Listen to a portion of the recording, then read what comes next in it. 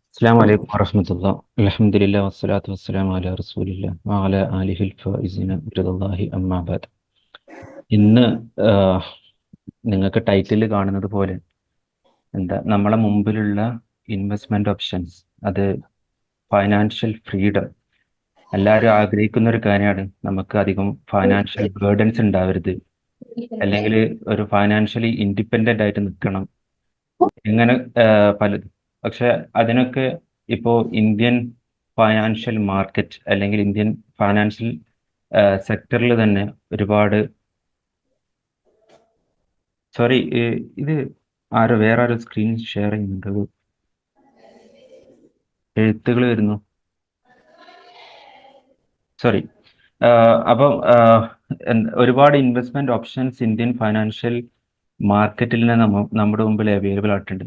At the same time നമ്മളിൽ പെട്ട ഒരുപാട് ആൾക്കാർ ഇതൊന്നും അറിയാതെ നമ്മളെ എന്താ പ്രത്യേകിച്ച് പറയുന്ന ഫൈനാൻഷ്യൽ നോളജ് ഇല്ലാത്തതിന്റെ പേരിൽ പല ചതിക്കുഴികളിലും, അല്ലെങ്കിൽ ബോഗസ് ആയിട്ടുള്ള, അല്ലെങ്കിൽ ഒട്ടും റെക്കഗ്നൈസ്ഡ് അല്ലാത്ത പല ഇൻവെസ്റ്റ്മെന്റ് ഏരിയകളിലും പോയി പെടുന്നുണ്ട്.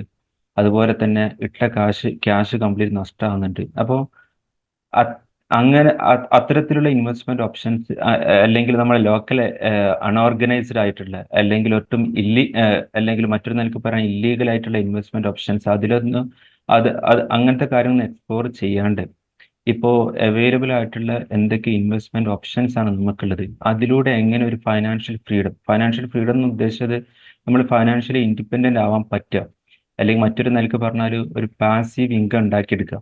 പാസീവ് ഇൻകം എന്ന് പറഞ്ഞാൽ എല്ലാവരും ജോലി ചെയ്യുന്നവരാണ്, പക്ഷെ ജോലി ചെയ്യുക എന്നുള്ളതാണ് നമ്മളൊരു മെയിൻ ഇൻകം, അല്ലെങ്കിൽ നമ്മളൊരു ജീവിതമാർഗം എന്നുള്ള നിലക്കാണ് ജോലി ചെയ്യുന്നത്. അറ്റ് ദി സെയിം ടൈം ഇപ്പോൾ ഒരുപാട് ആൾക്കാർ മിച്ചം വരുന്ന ക്യാഷുകൾ പല സ്ഥലങ്ങളിലും ഇൻവെസ്റ്റ് ചെയ്തിട്ട് അതിലൂടെ പാസീവ് ഇൻകം, അതിന് ടെക്നിക്കലി പറയുന്ന പേരാണ് പാസീവ് ഇൻകം, അങ്ങനെ ഉണ്ടാക്കുന്നവരുണ്ട്. അപ്പോൾ ശരി. അതിനെക്കുറിച്ച് കുറവുണ്ടടാ. ഇതിന്റെ മർജു ഇവിടെ ഉണ്ടോ? ബാക്കിയുള്ളവരൊന്നും എല്ലാവരും ഒന്ന് മ്യൂട്ട് ചെയ്താൽ നന്നായിരുന്നു. ഓക്കെ. അപ്പോൾ അവർക്ക് എന്തൊക്കെയാണ് ഈ മേഖലയിലെ ഓപ്ഷൻസ്, ഇതിനെക്കുറിച്ചുള്ളൊരു ഓവറോൾ അവയർനെസ്, അല്ലെങ്കിൽ ഒരു ഫിനാൻസ് സ്റ്റുഡൻറ് എന്നുള്ള നിലയ്ക്ക് ഞാൻ എന്തൊക്കെ എക്സ്പീരിയൻസ് ചെയ്തിട്ടുണ്ട്, അത് നിങ്ങൾക്കും കൂടി ഷെയർ ചെയ്യുക എന്നുള്ളതാണ് ഇതിന്റെ പർപ്പസ്. ഇപ്പോൾ ഈ ഒരു പ്രസന്റേഷനിൽ അല്ലെങ്കിൽ ടോക്കിൽ ഓവറോൾ കണ്ടന്റ് എന്ന് പറയുന്നത്, നമ്മൾ എന്തുകൊണ്ട് ഇൻവെസ്റ്റ്മെന്റ് സ്റ്റാർട്ട് ചെയ്യണം, അല്ലെങ്കിൽ ഇപ്പൊ നമുക്കൊക്കെ ചില ആളുകൾക്ക് ക്യാഷ് ഉണ്ടാവും, ക്യാഷ് ഉണ്ടാവുന്നവർ തന്നെ അത് എടുത്തു വെക്കും. പക്ഷെ നോക്കി ഗേറ്റ് ഒക്കെ നമ്മൾ ഉഷാറുണ്ടാവും. Kindly Naufal Noorani please mute. അപ്പോ എന്തുകൊണ്ട് നമ്മൾ ഇൻവെസ്റ്റ്മെന്റ് സ്റ്റാർട്ട് ചെയ്യണം? ഓഫ് കോഴ്സ് എല്ലാവർക്കും ഉണ്ടായിരുന്ന ജനറൽ ആൻസർ ആണ് കുറച്ച് റിട്ടേൺ കിട്ടണം എന്നുള്ളത്. പക്ഷെ beyond that there are certain other purpose. എന്താണ്, നമുക്ക് വെറും ഒരു റിട്ടേൺ അല്ലെങ്കിൽ കുറഞ്ഞ എന്തെങ്കിലും ഒരു വരുമാനം കിട്ടുക എന്നുള്ളത് മാത്രമല്ല ഇൻവെസ്റ്റ്മെന്റ് കൊണ്ടുള്ള ഉദ്ദേശം.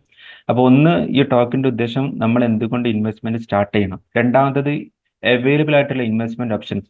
ഞാൻ ഇവിടെ ഒരു ഡിസ്ക്ലൈമർ വെക്കുന്നത്, ഇപ്പോ ഞാൻ പല പല ആളുകളായിട്ട് ഡിസ്കസ് ചെയ്തിട്ട്, ഇപ്പോൾ ഇൻവെസ്റ്റ്മെന്റ് ഓപ്ഷൻ എന്ന് പറഞ്ഞാൽ നമുക്ക് മുമ്പിൽ ഒരുപാടുണ്ട്. ബട്ട് ഇത് നമുക്കൊരു സ്ക്രീൻ ചെയ്യേണ്ട കാര്യം എന്താണെന്ന് വെച്ചാൽ ഈ ഹലാലായ ഇൻവെസ്റ്റ്മെന്റ് ഓപ്ഷൻസ് ഏതൊക്കെയാന്നുള്ളതാണ്. അപ്പോൾ ഇന്നത്തെ ഈ പ്രസന്റേഷനിലും മാക്സിമം പല സ്കോളേഴ്സിനായിട്ട് ടോക്ക് അല്ലെങ്കിൽ അവൈലബിൾ ആയിട്ടുള്ള ഇൻഫർമേഷൻ വെച്ച് ഏതൊക്കെയാണ് ഹലാൽ എന്ന് മാക്സിമം സ്ക്രീൻ ചെയ്തിട്ട് തന്നെയാണ് പ്രസന്റ് ചെയ്യുന്നത്. എങ്കിലും ഇപ്പോൾ ഞാൻ അഡ്രസ് ചെയ്യുന്ന ഓഡിയൻസ് എന്ന് പറഞ്ഞാൽ മതപരമായിട്ട് പഠിച്ചവരാണ്. അപ്പോൾ നിങ്ങൾക്ക് നിങ്ങളെ ഭാഗത്തു നിന്നുള്ളൊരു ഒതന്റിസിറ്റി ഇതിലെല്ലാം നിങ്ങൾ വരുത്തണമെന്ന് ഒരു ഡിസ്ക്ലൈമർ ആയിട്ട് ആദ്യം പറയാണ്. പിന്നെ മൂന്നാമത്തത്, ഈ ടോക്കിന്റെ ഒരു ഉദ്ദേശം എന്ന് വെച്ചാൽ how to start investment in standardized regulated investment options. അതായത് നമുക്ക് ഒരുപാട് ഇൻവെസ്റ്റ്മെന്റ് ഓപ്ഷൻസ് ഉണ്ട്. അപ്പോൾ ഈ സ്റ്റാൻഡർഡൈസ്ഡ് എന്ന് പറഞ്ഞതിന്റെ ഉദ്ദേശിച്ചത്, അല്ലെങ്കിൽ റെഗുലേറ്റഡ്, ഇപ്പോൾ ഇന്ത്യയിലുള്ള റെഗുലേറ്ററി ബോഡീസ്, ഇപ്പോൾ സെക്യൂരിറ്റി സ്റ്റോക്ക് മാർക്കറ്റ്, അത് സെക്യൂരിറ്റി എക്സ്ചേഞ്ച് ബോർഡ് ഓഫ് ഇന്ത്യയാണ് അത് കൺട്രോൾ ചെയ്യുന്നത്. അത് ഗവൺമെന്റിന്റെ ഒരു ബോഡിയാണ്. ഇതുപോലെ ഇന്ത്യയിലെ റെഗുലേറ്ററി ഫ്രെയിംവർക്കുകൾ, അല്ലെങ്കിൽ ഗവൺമെന്റ് ബോഡീസ് ഒക്കെ റെഗുലേറ്റ് ചെയ്യുന്ന ഇൻവെസ്റ്റ്മെന്റ് ഓപ്ഷൻസ്, അതിലേക്ക് എങ്ങനെ ഇൻവെസ്റ്റ്മെന്റ് സ്റ്റാർട്ട് ചെയ്യാം, അതിനെക്കുറിച്ചും ഒരു അവയർനെസ് നൽകുക എന്നുള്ളതാണ് മറ്റൊരു ഉദ്ദേശം. പിന്നെ last and final personal finance for financial freedom. ഇത് പേഴ്സണൽ ഫിനാൻസ് എന്നത് ഒരു സെപ്പറേറ്റ് ടോപ്പിക് തന്നെയാണ്. ഒരു പക്ഷേ അതൊരു വേറൊരു ടോക്കിൽ ഹാൻഡിൽ ചെയ്യേണ്ട കാര്യമാണ്. എന്നാലും അതിനെക്കുറിച്ചുള്ള ഒരു ചെറിയൊരു ഗ്ലിംസസ്, ചെറിയൊരു അവയർനെസ് അതും കൂടെ നൽകാമെന്ന് ഉദ്ദേശിക്കുന്നുണ്ട്. പക്ഷേ ടൈം എത്രത്തോളം ആലോചിച്ച് ചെയ്യുന്ന അറിഞ്ഞൂടാ. അതിനനുസരിച്ച് ഇതിന്റെ ഓവറോൾ കണ്ടന്റ് ലിറ്റിൽ വേരിയേഷൻ വരും. Okay, fine. സോ എന്തുകൊണ്ടാണ് ഇങ്ങനത്തെ ഒരു ടോക്ക് ഇപ്പോൾ ഇത് നൂറാനികൾക്കിടയിൽ ഇങ്ങനെ ഒരു അക്കാഡമിക് ടോക്ക് എന്നുള്ള നിലക്കാണ് നടത്തുന്നത്. പക്ഷേ ഇന്ത്യയിൽ പല മേഖലയിലും ഇതുപോലെ ടോക്സുകൾ നടത്തുന്നത്. ഒന്നാമത്തെ കാരണം നമുക്ക് ലിറ്ററസി റേറ്റ് വളരെ ഹൈ ആണെന്നുണ്ടെങ്കിലും ഫൈനാൻഷ്യൽ ലിറ്ററസി എന്ന് പറയുന്നത് വളരെ വളരെ ബാക്കിലാണ് ഇപ്പോൾ ഇന്ത്യയുടെ. പ്രത്യേകിച്ച് ഒരു എക്കോണമി, ഒരു രാജ്യത്തിന്റെ എക്കോണമി ഗ്രോ ചെയ്യുക എന്ന് പറയുമ്പോൾ അതിൽ ഫൈനാൻഷ്യൽ ലിറ്ററസി ഗ്രോ ചെയ്യുക എന്ന് പറഞ്ഞാൽ അതിന് വലിയൊരു റോളുണ്ട്. ഇപ്പോൾ ആസ് പെർ സെബി റെക്കോർഡ് ഇപ്പോൾ 27% മാത്രമാണ് ഇന്ത്യയിലെ ഇപ്പോഴല്ല 2022 ഫൈനാൻഷ്യൽ ലിറ്ററസി റേറ്റ്. അതുകൊണ്ട് തന്നെ ഇപ്പോൾ ഒരുപാട് ആളുകൾ ഈ ഫൈനാൻസ് സെക്ടേഴ്സിലുള്ള ഇൻവെസ്റ്റ്മെന്റ് ഓപ്ഷൻ ഉണ്ട്. അതായത് മിസ്ലീഡ് ചെയ്തുകൊണ്ട് അല്ലെങ്കിൽ മിസ്ഇൻഫർമേഷൻ അല്ലെങ്കിൽ റോങ് ആയ ഇൻഫർമേഷൻ കൊടുത്ത് ഇങ്ങനെയൊക്കെ നമ്മുടെ നാടുകളിൽ തന്നെ പല ഏജൻസികളും പലതുണ്ട്. അപ്പോൾ ഫൈനാൻഷ്യൽ ലിറ്ററസി എന്നുള്ളത് ഇല്ലാത്തതിന്റെ കാരണത്താൽ എസ്പെഷ്യലി നമ്മളെ ഈ മുസ്ലിം കമ്മ്യൂണിറ്റിയിൽ ഫൈനാൻഷ്യൽ ലിറ്ററസി എന്ന് പറഞ്ഞാൽ വളരെ കുറവാണ്. അപ്പോൾ ഫൈനാൻഷ്യൽ ലിറ്ററസി എല്ലാവർക്കും ഉണ്ടായിരിക്കണം, എന്നാൽ മാത്രമേ നമുക്ക് ഒരു റൈറ്റ് ഇൻവെസ്റ്റ്മെന്റ് ഓപ്ഷൻസ് കണ്ടെത്താൻ കഴിയുള്ളൂ, അല്ലെങ്കിൽ നമുക്കൊരു പ്രോപ്പർ ആയിട്ടുള്ള ഫൈനാൻഷ്യൽ പ്ലാനിങ് നടത്താൻ കഴിയുള്ളൂ. അപ്പോൾ ഇതാണ് one of the motive for this talk apart from regular academic talks എന്നുള്ളതിന്റെ ഇപ്പുറത്ത്. അപ്പം ഒന്നാമത്തെ കാര്യം, എന്തുകൊണ്ട് നമ്മൾ ഇൻവെസ്റ്റ്മെന്റ് സ്റ്റാർട്ട് ചെയ്യണം?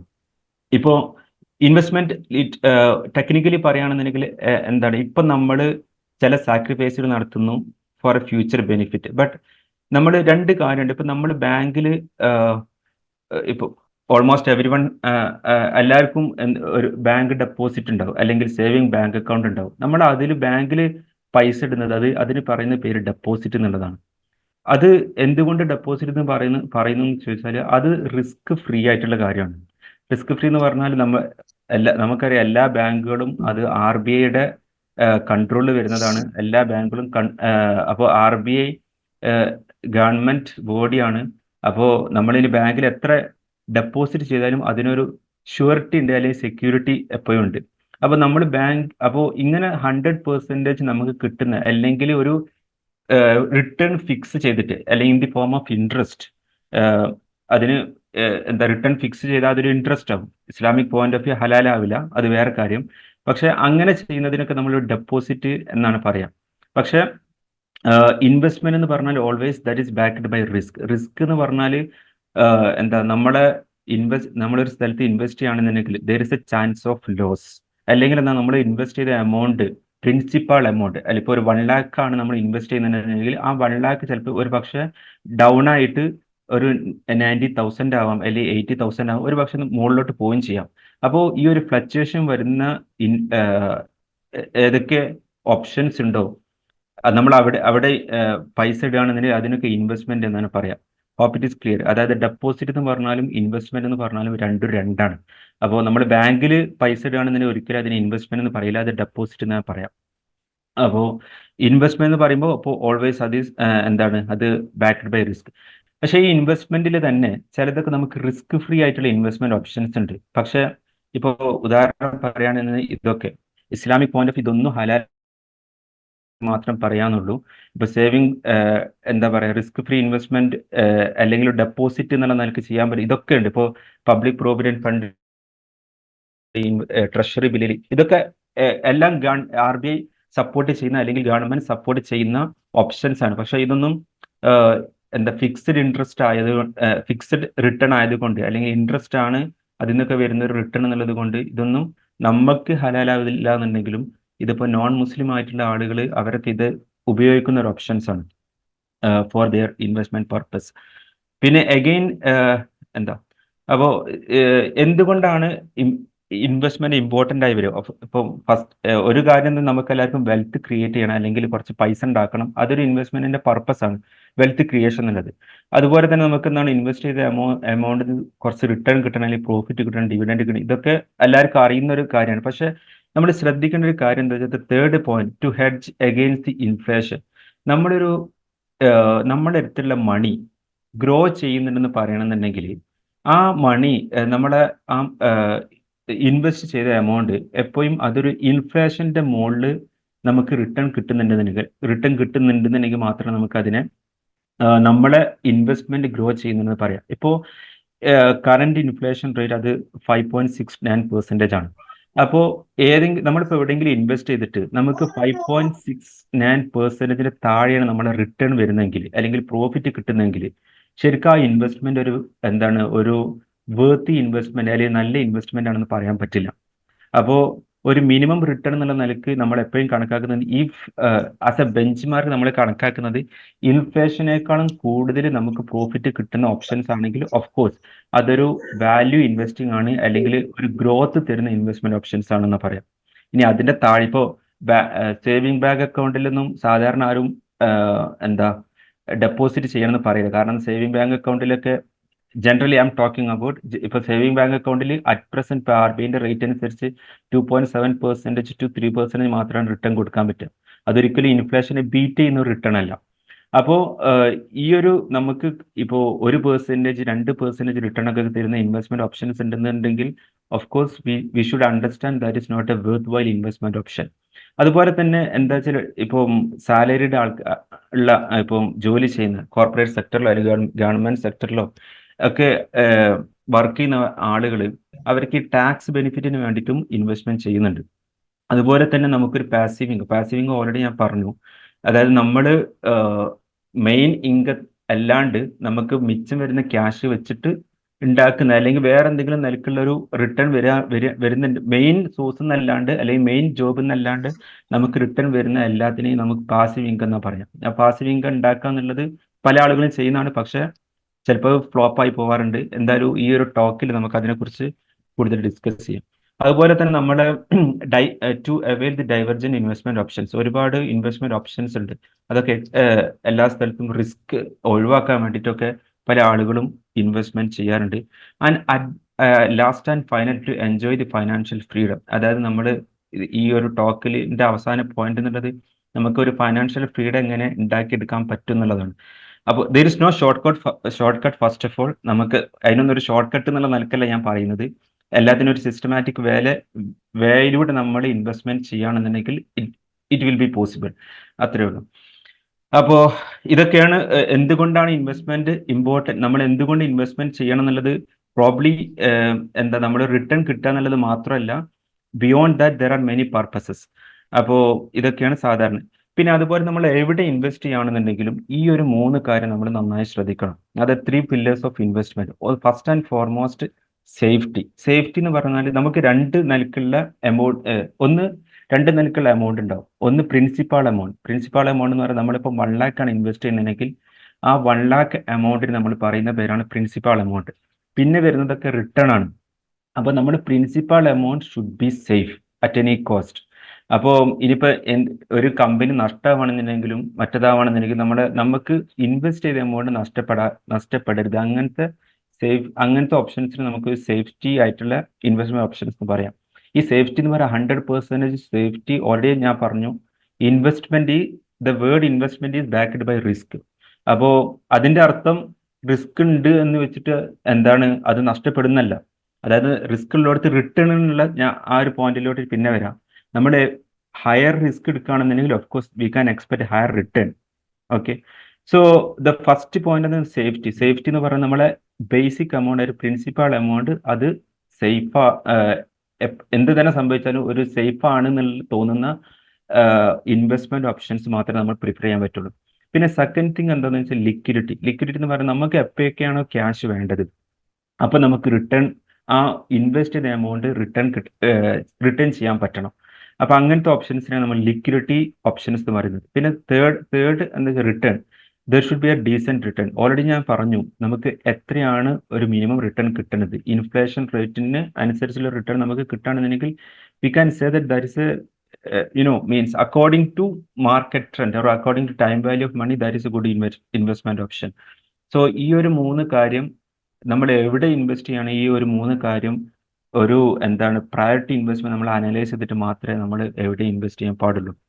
പിന്നെ ഇൻവെസ്റ്റ്മെന്റ് ഓൾറെഡി ഞാൻ പറഞ്ഞു, അത് റിസ്ക് ആയിട്ടുള്ള ഒരു ഓപ്ഷനാണ്. ഇപ്പോൾ അതേ സമയത്ത് തന്നെ ഇപ്പോൾ റിസ്ക് അവേഴ്സ് ചില ആൾക്കാർ എന്താണ് വളരെ സേഫ് ആയിട്ട് ഇൻവെസ്റ്റ് ചെയ്യുന്നവരുണ്ടാവും.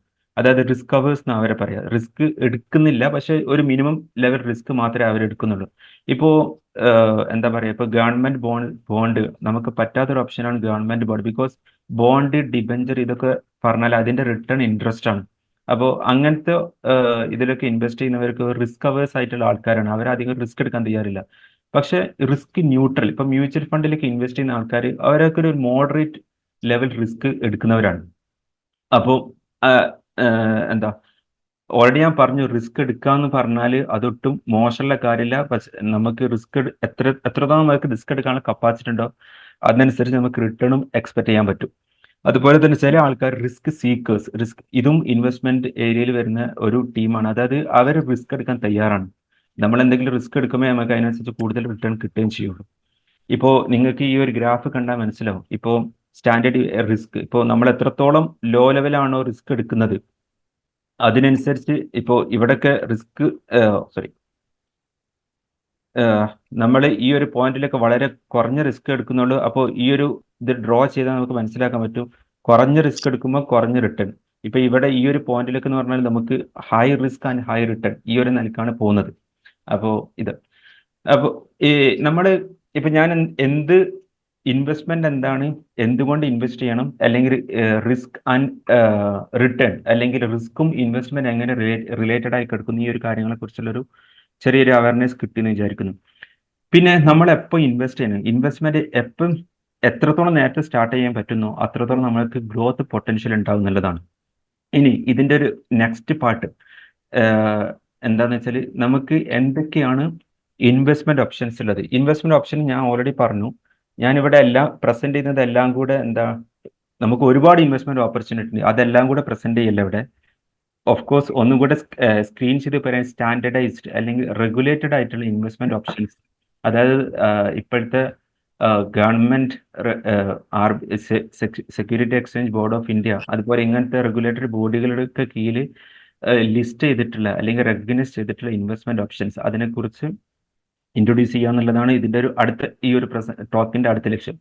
ഇപ്പോൾ സാധാരണഗതിയിൽ ഇപ്പോൾ ഒരു ശരിയ അല്ലെങ്കിൽ ഒരു ഹലാൽ എന്നുള്ള നിലക്ക് നമ്മൾ ഇൻവെസ്റ്റ്മെന്റ് ഓപ്ഷൻസ് കണ്ടെത്തുന്നത്, ഇപ്പം ട്രഡീഷണലി നമ്മുടെ നാട്ടിലൊക്കെ ഉള്ളതാണ് ലാൻഡിൽ ഇൻവെസ്റ്റ് ചെയ്യാം, അതുപോലെ തന്നെ റിയൽ എസ്റ്റേറ്റുകളിൽ ഒക്കെ ഇൻവെസ്റ്റ് ചെയ്യാം.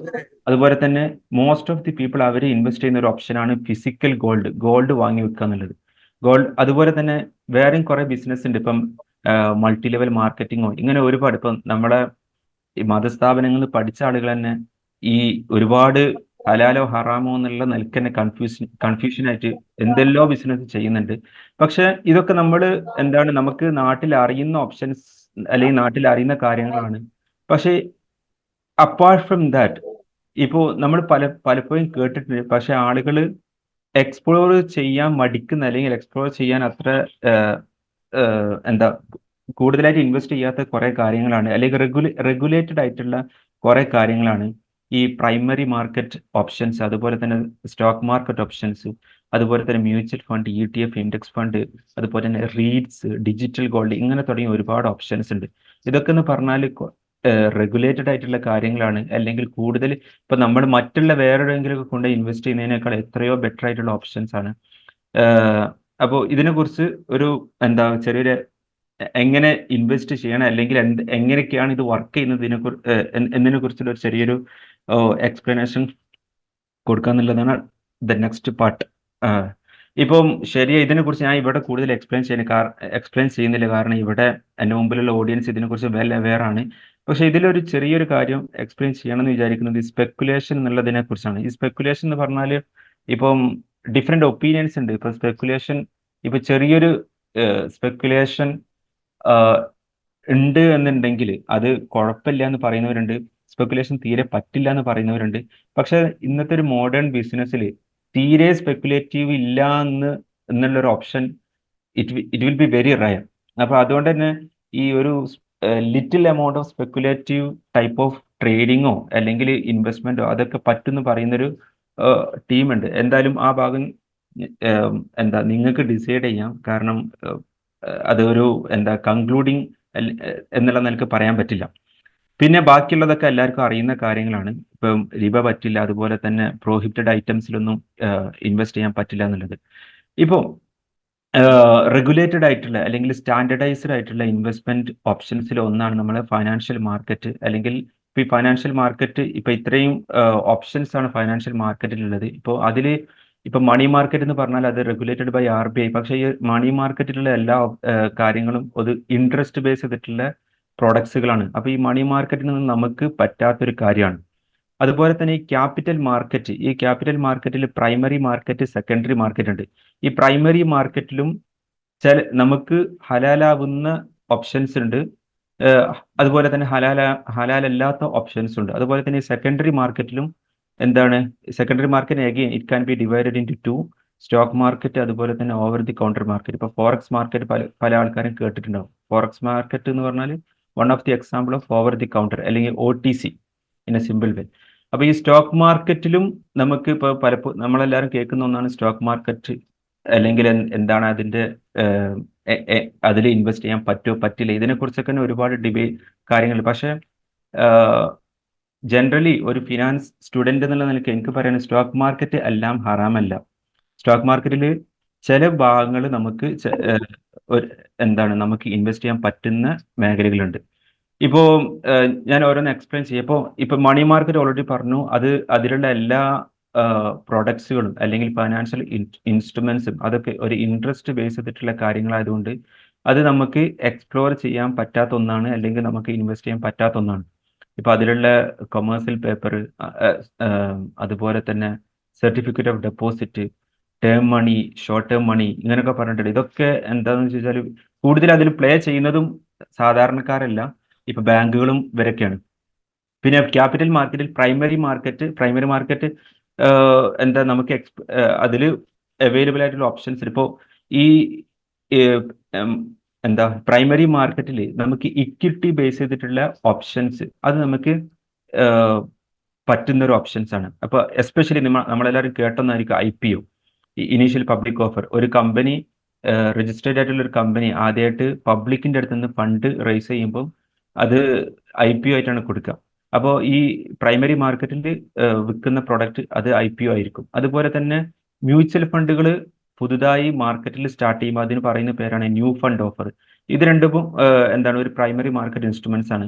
അതുപോലെ അതല്ലാണ്ട് ഒരുപാട് വേറെയും ഇക്വിറ്റി ബേസ് ചെയ്തിട്ടുള്ള പ്രൈമറി മാർക്കറ്റ് ഇൻസ്ട്രുമെന്റ്സ് ഉണ്ട്. പക്ഷെ ഇതൊന്നും എല്ലാം പബ്ലിക്കിന് അവൈലബിൾ അല്ല. ഇപ്പോൾ ഫോർ എക്സാമ്പിൾ ഇപ്പോൾ സെറ്റിക്വിറ്റി, ESOP, ഇതൊക്കെ എന്ന് പറഞ്ഞാൽ ഇപ്പൊ കമ്പനികൾ അവരുടെ എംപ്ലോയീസിന് കൊടുക്കുന്ന ഷെയർസ് ആണ്, ഇക്വിറ്റി ഷെയർസ് ആണ്. അതൊന്നും എല്ലാവർക്കും അവൈലബിൾ ആയ കാര്യമല്ല.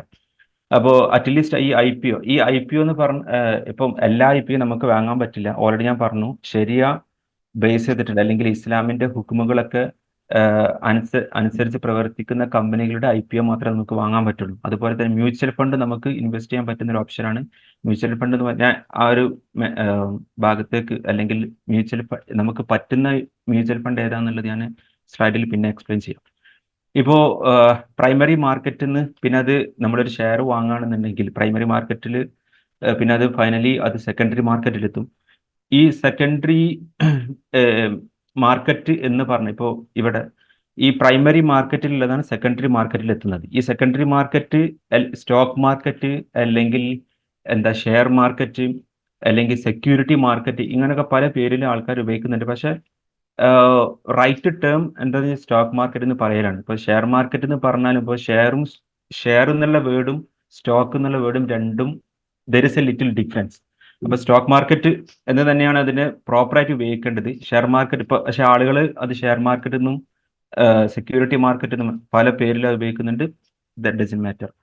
അപ്പോ സ്റ്റോക്ക് മാർക്കറ്റിൽ അൾട്ടിമേറ്റ്ലി നമ്മൾ ചെയ്യുന്നത് എന്താണെന്ന് ചോദിച്ചാൽ buying and selling the publicly available stock. അതായത് ഓൾറെഡി പ്രൈമറി മാർക്കറ്റിൽ നിന്ന് വാങ്ങിയ ആളുകൾ സെക്കൻഡറി മാർക്കറ്റിൽ വിൽക്കും. ഈ സെക്കൻഡറി മാർക്കറ്റിൽ ഉള്ള ആളുകൾ എഗെയിൻ അത് വാങ്ങുകയും വിൽക്കുകയൊക്കെ ചെയ്യും. ഇതാണ് സ്റ്റോക്ക് മാർക്കറ്റ് അല്ലെങ്കിൽ സെക്കൻഡറി മാർക്കറ്റ്. ഈ സെക്കൻഡറി മാർക്കറ്റിൽ ഒരുപാട് എക്സ്ചേഞ്ചുകളുണ്ട്. ഇപ്പോൾ നമുക്കൊരു സ്റ്റോക്ക് വാങ്ങണമെന്നുണ്ടെങ്കിൽ അത് ആ ഒരു കമ്പനിയുടെ സ്റ്റോക്ക് എക്സ്ചേഞ്ചിൽ ലിസ്റ്റ് ചെയ്തിരിക്കണം. ഇപ്പോൾ ഇന്ത്യയിൽ ഇപ്പം ഇക്വിറ്റി ബേസ് ചെയ്തിട്ടുള്ള 2 എക്സ്ചേഞ്ചുകളാണ് BSE, NSE, നാഷണൽ ലെവലിൽ. ഒന്നും ഒരുപാട് എക്സ്ചേഞ്ചുകൾ ഉണ്ടായിരുന്നു. ഇപ്പം മോർ ദാൻ 25 എക്സ്ചേഞ്ചസ് ഇന്ത്യയിൽ ഉണ്ടായിരുന്നു.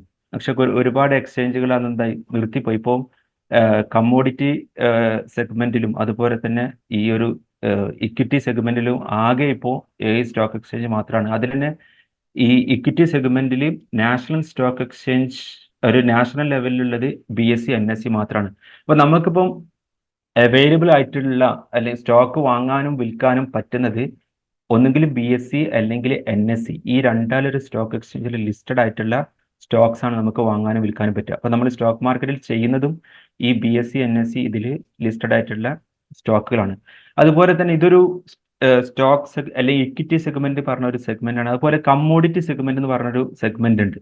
അതായത് നമ്മുടെ ഇപ്പോൾ MCX, NCDX അല്ലെങ്കിൽ ICX ഇങ്ങനത്തെ 3 എന്താണ് കമ്മോഡിറ്റി എക്സ്ചേഞ്ചുകളാണ് ഇപ്പം നിലവിൽ വർക്ക് ചെയ്യുന്നത്. അതും സ്റ്റോക്ക് മാർക്കറ്റിന്റെ ഭാഗമാണ്. പക്ഷെ ഇതെല്ലാം നമുക്ക് ഇപ്പോൾ ഈ കമ്മോഡിറ്റി സെഗ്മെന്റ് നമുക്ക് പറ്റാത്ത ഒന്നാണ്. ഞാനത് പിന്നീട് എക്സ്പ്ലെയിൻ ചെയ്യും. ഇപ്പോൾ ഈ BSE, NSE എന്താണ് ഇത്, these two are national stock exchanges ആണ്. ഇപ്പോൾ ഈ BSE അതിൽ എന്താണ് മോർ ദാൻ 500 കമ്പനീസ് അവരുടെ അവരുടെ ഷെയർസ് അവർ ലിസ്റ്റ് ചെയ്തിട്ടുണ്ട് BSEയിൽ. അതുപോലെ തന്നെ NSE അതിൽ മോർ ദാൻ 2000 കമ്പനീസ് അവരുടെ ഷെയർസ് ഈ NSEയിൽ ലിസ്റ്റ് ചെയ്തിട്ടുണ്ട്. അപ്പോൾ നമുക്ക് ഒരു പക്ഷേ at least some of you might have heard Sensex or Nifty 50. ഇത് രണ്ടും നമ്മളുടെ സ്റ്റോക്ക് മാർക്കറ്റിന്റെ മൂവ്മെന്റിനെ ഇൻഡിക്കേറ്റ് ചെയ്യുന്ന ഒരു ഇൻഡെക്സ് ആണ്. ഇപ്പോൾ സെൻസെക്സ് എന്ന് പറഞ്ഞാൽ BSE ബേസ് ചെയ്തിട്ടുള്ള ഒരു ഇൻഡെക്സ് ആണ്. അതുപോലെ തന്നെ നിഫ്റ്റി 50. ഇപ്പോൾ നമ്മളെ സ്റ്റോക്ക് മാർക്കറ്റ് മുകളിലോട്ട് പോയോ താഴോട്ട് പോയോ ഇതൊക്കെ ഈ ഒരു ഇൻഡെക്സ് വെച്ചിട്ടാണ് നമ്മൾ പറയുന്നത്. ഇപ്പോൾ സെൻസെക്സ് എന്ന് പറഞ്ഞാൽ സെൻസിറ്റിവിറ്റി ഇൻഡെക്സ്, അതായത് 30 സ്റ്റോക്കുകൾ കമ്പൈൻ ചെയ്തിട്ട് അത് BSEയുടെ മൊത്തം സ്റ്റോക്കിന്, അതായത് ഇപ്പോൾ അതിൽ ലിസ്റ്റ് ചെയ്ത 5000-ലധികം കമ്പനികളെ മൊത്തം റെപ്രസെന്റ് ചെയ്യുന്ന സെൻസെക്സ് അല്ലെങ്കിൽ ഈ 30 കമ്പനിയുടെ സ്റ്റോക്ക് എന്ന് പറഞ്ഞാൽ.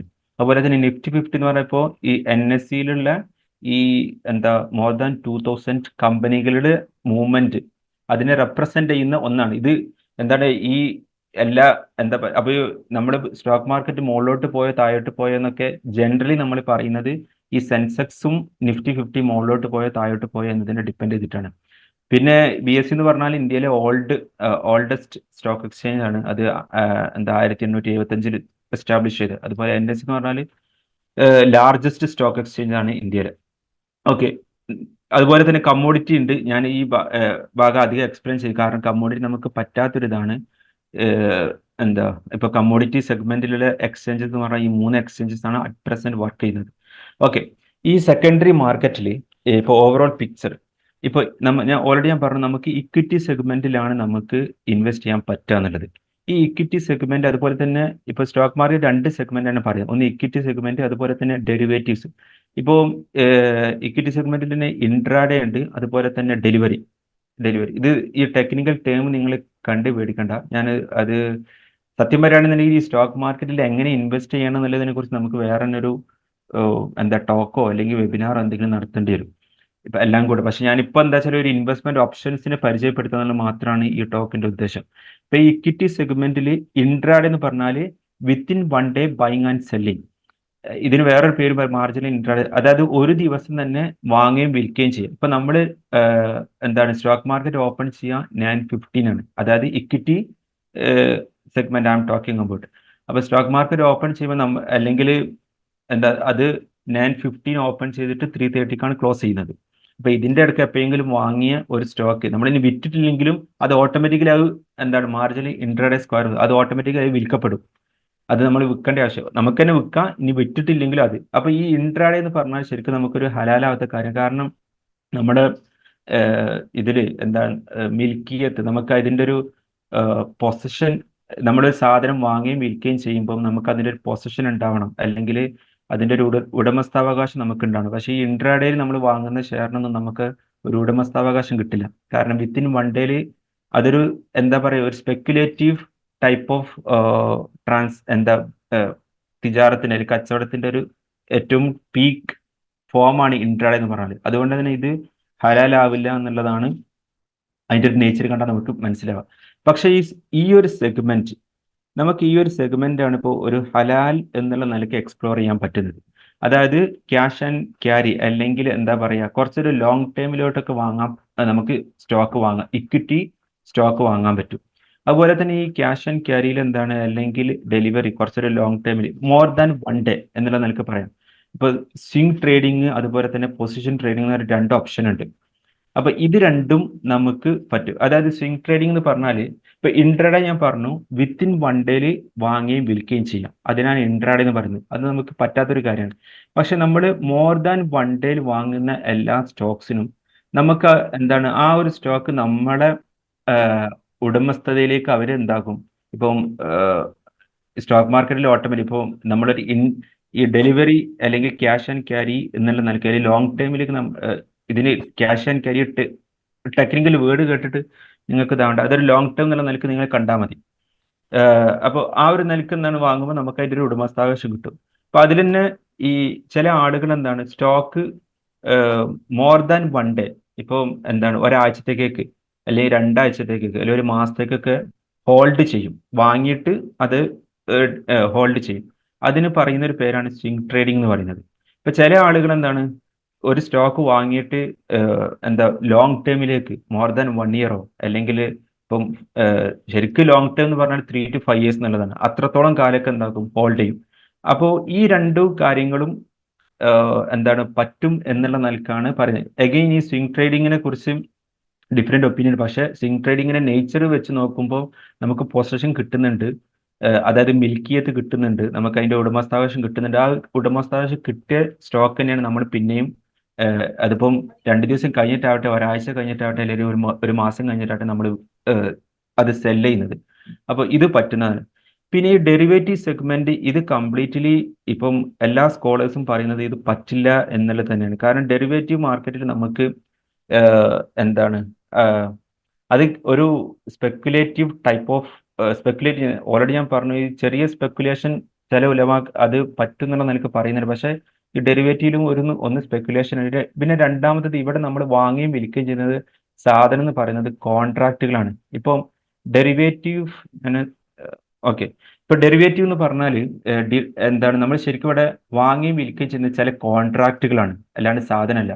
ഈ കോൺട്രാക്റ്റിന്റെ വാല്യൂ എന്ന് പറഞ്ഞാൽ അത് വേറൊരു അസറ്റിൽ നിന്ന് ഡിറൈവ് ചെയ്ത് വരുന്നതാണ്. ഇപ്പൊ ഫോർ എക്സാമ്പിൾ ഇവിടെ പിന്നെ ഈ ഡെറിവേറ്റീവ്സ് 2 തരത്തിലുള്ള ഡെറിവേറ്റീവ്സ് ഉണ്ട്: ഫൈനാൻഷ്യൽ ഡെറിവേറ്റീവ്സ്, കമ്മോഡിറ്റി ഡെറിവേറ്റീവ്സ്.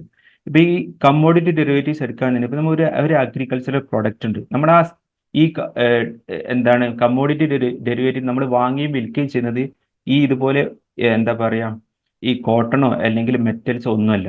ഇതിൽ നിന്ന് ഡിറൈവ് ചെയ്തൊരു വാല്യൂ ഉണ്ട്. അത് വെച്ചിട്ടൊരു എന്താണ് അത് വെച്ചിട്ടൊരു കോൺട്രാക്ട് ഉണ്ടാക്കിയിട്ട് ഇന്ന ഫ്യൂച്ചറിൽ എന്താണ് ഇന്നൊരു സമയത്ത് നമ്മൾ വിൽക്കുന്നു പറഞ്ഞിട്ട്. അപ്പോൾ ഇവരെ ശരിക്കും എന്താണ് ഫ്യൂച്ചേഴ്സ് ഓപ്ഷൻസ് എന്നൊക്കെ പറഞ്ഞ കുറെ കോൺട്രാക്റ്റുകൾ ഉണ്ട്. ആ കോൺട്രാക്ട് ആണ് വിൽക്കുകയും വാങ്ങുകയും ചെയ്യുന്നത്. അതുകൊണ്ട് തന്നെ ഈ ഡെറിവേറ്റീവ് മാർക്കറ്റ് എന്നുള്ളത് ഹലാലാവാത്തൊരു ഓപ്ഷൻസ് ആണ്. അപ്പോൾ ഇൻ ബ്രീഫ് നമുക്ക് സ്റ്റോക്ക് മാർക്കറ്റിൽ എക്സ്പ്ലോർ ചെയ്യാൻ പറ്റുന്ന ഒരു സെഗ്മെന്റ് അല്ലെങ്കിൽ ഒരു ഇൻവെസ്റ്റ്മെന്റ് ഓപ്ഷൻ എന്ന് പറഞ്ഞാൽ ഈ swing trading and position trading എന്നുള്ളതാണ്. അഗെയിൻ ഞാൻ ഇതുവരെ പലപ്പോഴും പറഞ്ഞു ഇക്വിറ്റി ഷെയർസ് നമുക്ക് വാങ്ങാം. What is equity? നമ്മളൊരു ഇക്വിറ്റി ഷെയർ വാങ്ങുന്ന സമയത്ത് എന്താ ഇപ്പം സ്റ്റോക്ക് മാർക്കറ്റിൽ ഒരു കമ്പനി ലിസ്റ്റ് ചെയ്യുമ്പോൾ അവര് minimum 25% of their total capital അവരെന്താക്കണം, ഈ സെക്കൻഡറി മാർക്കറ്റിൽ വിൽക്കണം. ഇപ്പോൾ ഒരു ഉദാഹരണം പറയുകയാണെന്നുണ്ടെങ്കിൽ ഇപ്പൊ അദാനി എന്റർപ്രൈസസിന് 100 സ്റ്റോക്സ്, അവരുടെ 100 യൂണിറ്റ് ആക്കിയ സ്റ്റോക്സ് ഉണ്ട്. അപ്പൊ ആ അദാനി എന്റർപ്രൈസസ് അവര് മാർക്കറ്റിൽ അവരെ സ്റ്റോക്ക് ലിസ്റ്റ് ചെയ്യുന്ന സമയത്ത് അല്ലെങ്കിൽ അവരുടെ കമ്പനിയുടെ ഷെയർ ലിസ്റ്റ് ചെയ്യുന്ന സമയത്ത് മിനിമം 25% അവർ മാർക്കറ്റിൽ അതിന്റെ ഷെയർസ് അലോക്കേറ്റ് ചെയ്യണം, അല്ലെങ്കിൽ വിൽക്കണം, അല്ലെങ്കിൽ വേറെ ആൾക്ക് കൊടുക്കണം. എന്നാൽ മാത്രമേ അവർക്ക് ലിസ്റ്റ് ചെയ്യാൻ പറ്റുള്ളൂ. ബാക്കി 75% മാത്രമേ അവർക്ക് പ്രൊമോട്ടേഴ്സോ അല്ലെങ്കിൽ ഓണേഴ്സോ ആയിട്ട് അവർക്ക് കീപ്പ് ചെയ്യാൻ പറ്റുള്ളൂ.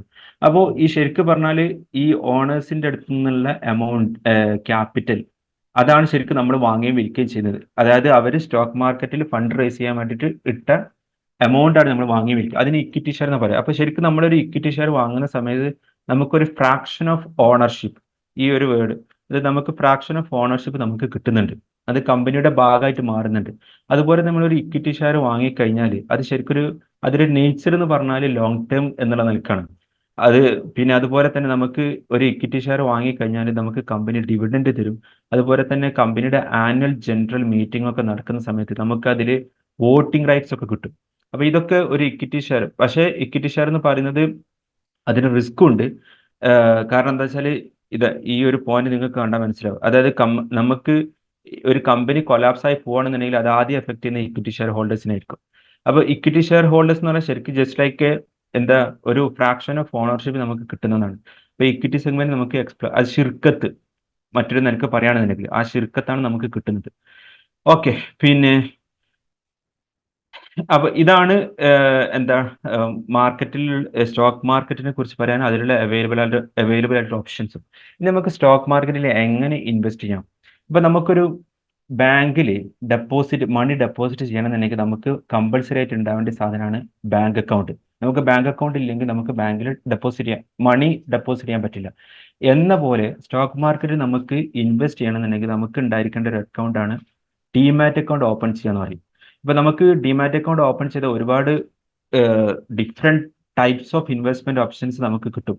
ഇപ്പോൾ ശരിക്കും ഈ ഡിമാറ്റ് അക്കൗണ്ട് എങ്ങനെ വർക്ക് എന്ന് വെച്ചാൽ ഇപ്പോൾ entire stock market is regulated by SEBI, security exchange board of India. അത് ഗവൺമെന്റിന്റെ ബോഡിയാണ്.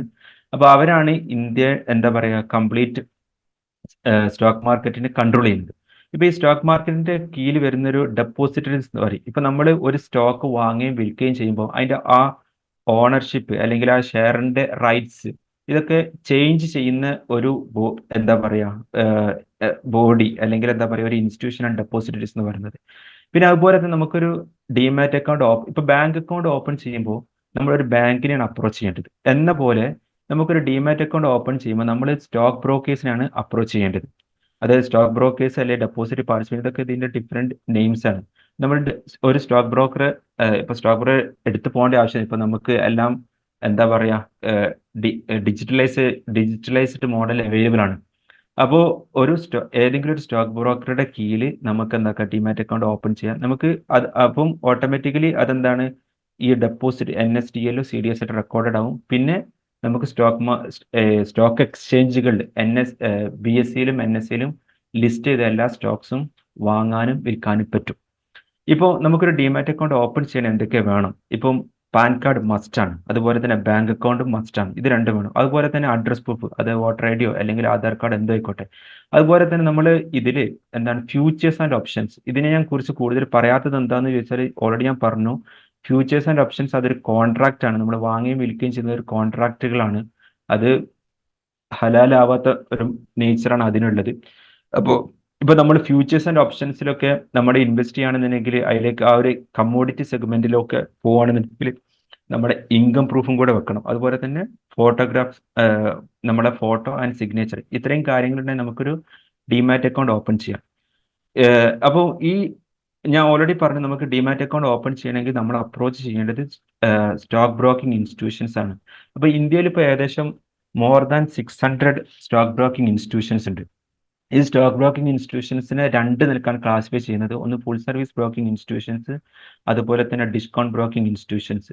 ഈ ഫുൾ സർവീസ് ബ്രോക്കിംഗ് ഇൻസ്റ്റിറ്റ്യൂഷൻ എന്ന് പറഞ്ഞാൽ അവർ ഏറെക്കുറെ ഒരു ട്രഡീഷണൽ ആയിട്ടുള്ള ആൾക്കാരാണ്. ഐ മീൻ ഇവരെന്താന്ന് വെച്ചാൽ ഇപ്പൊ ഞാൻ ആദ്യമായിട്ട് ഡിമാറ്റ് അക്കൗണ്ട് ഓപ്പൺ ചെയ്തത് ഏഞ്ചൽ ബ്രോക്കിങ്സിലായിരുന്നു.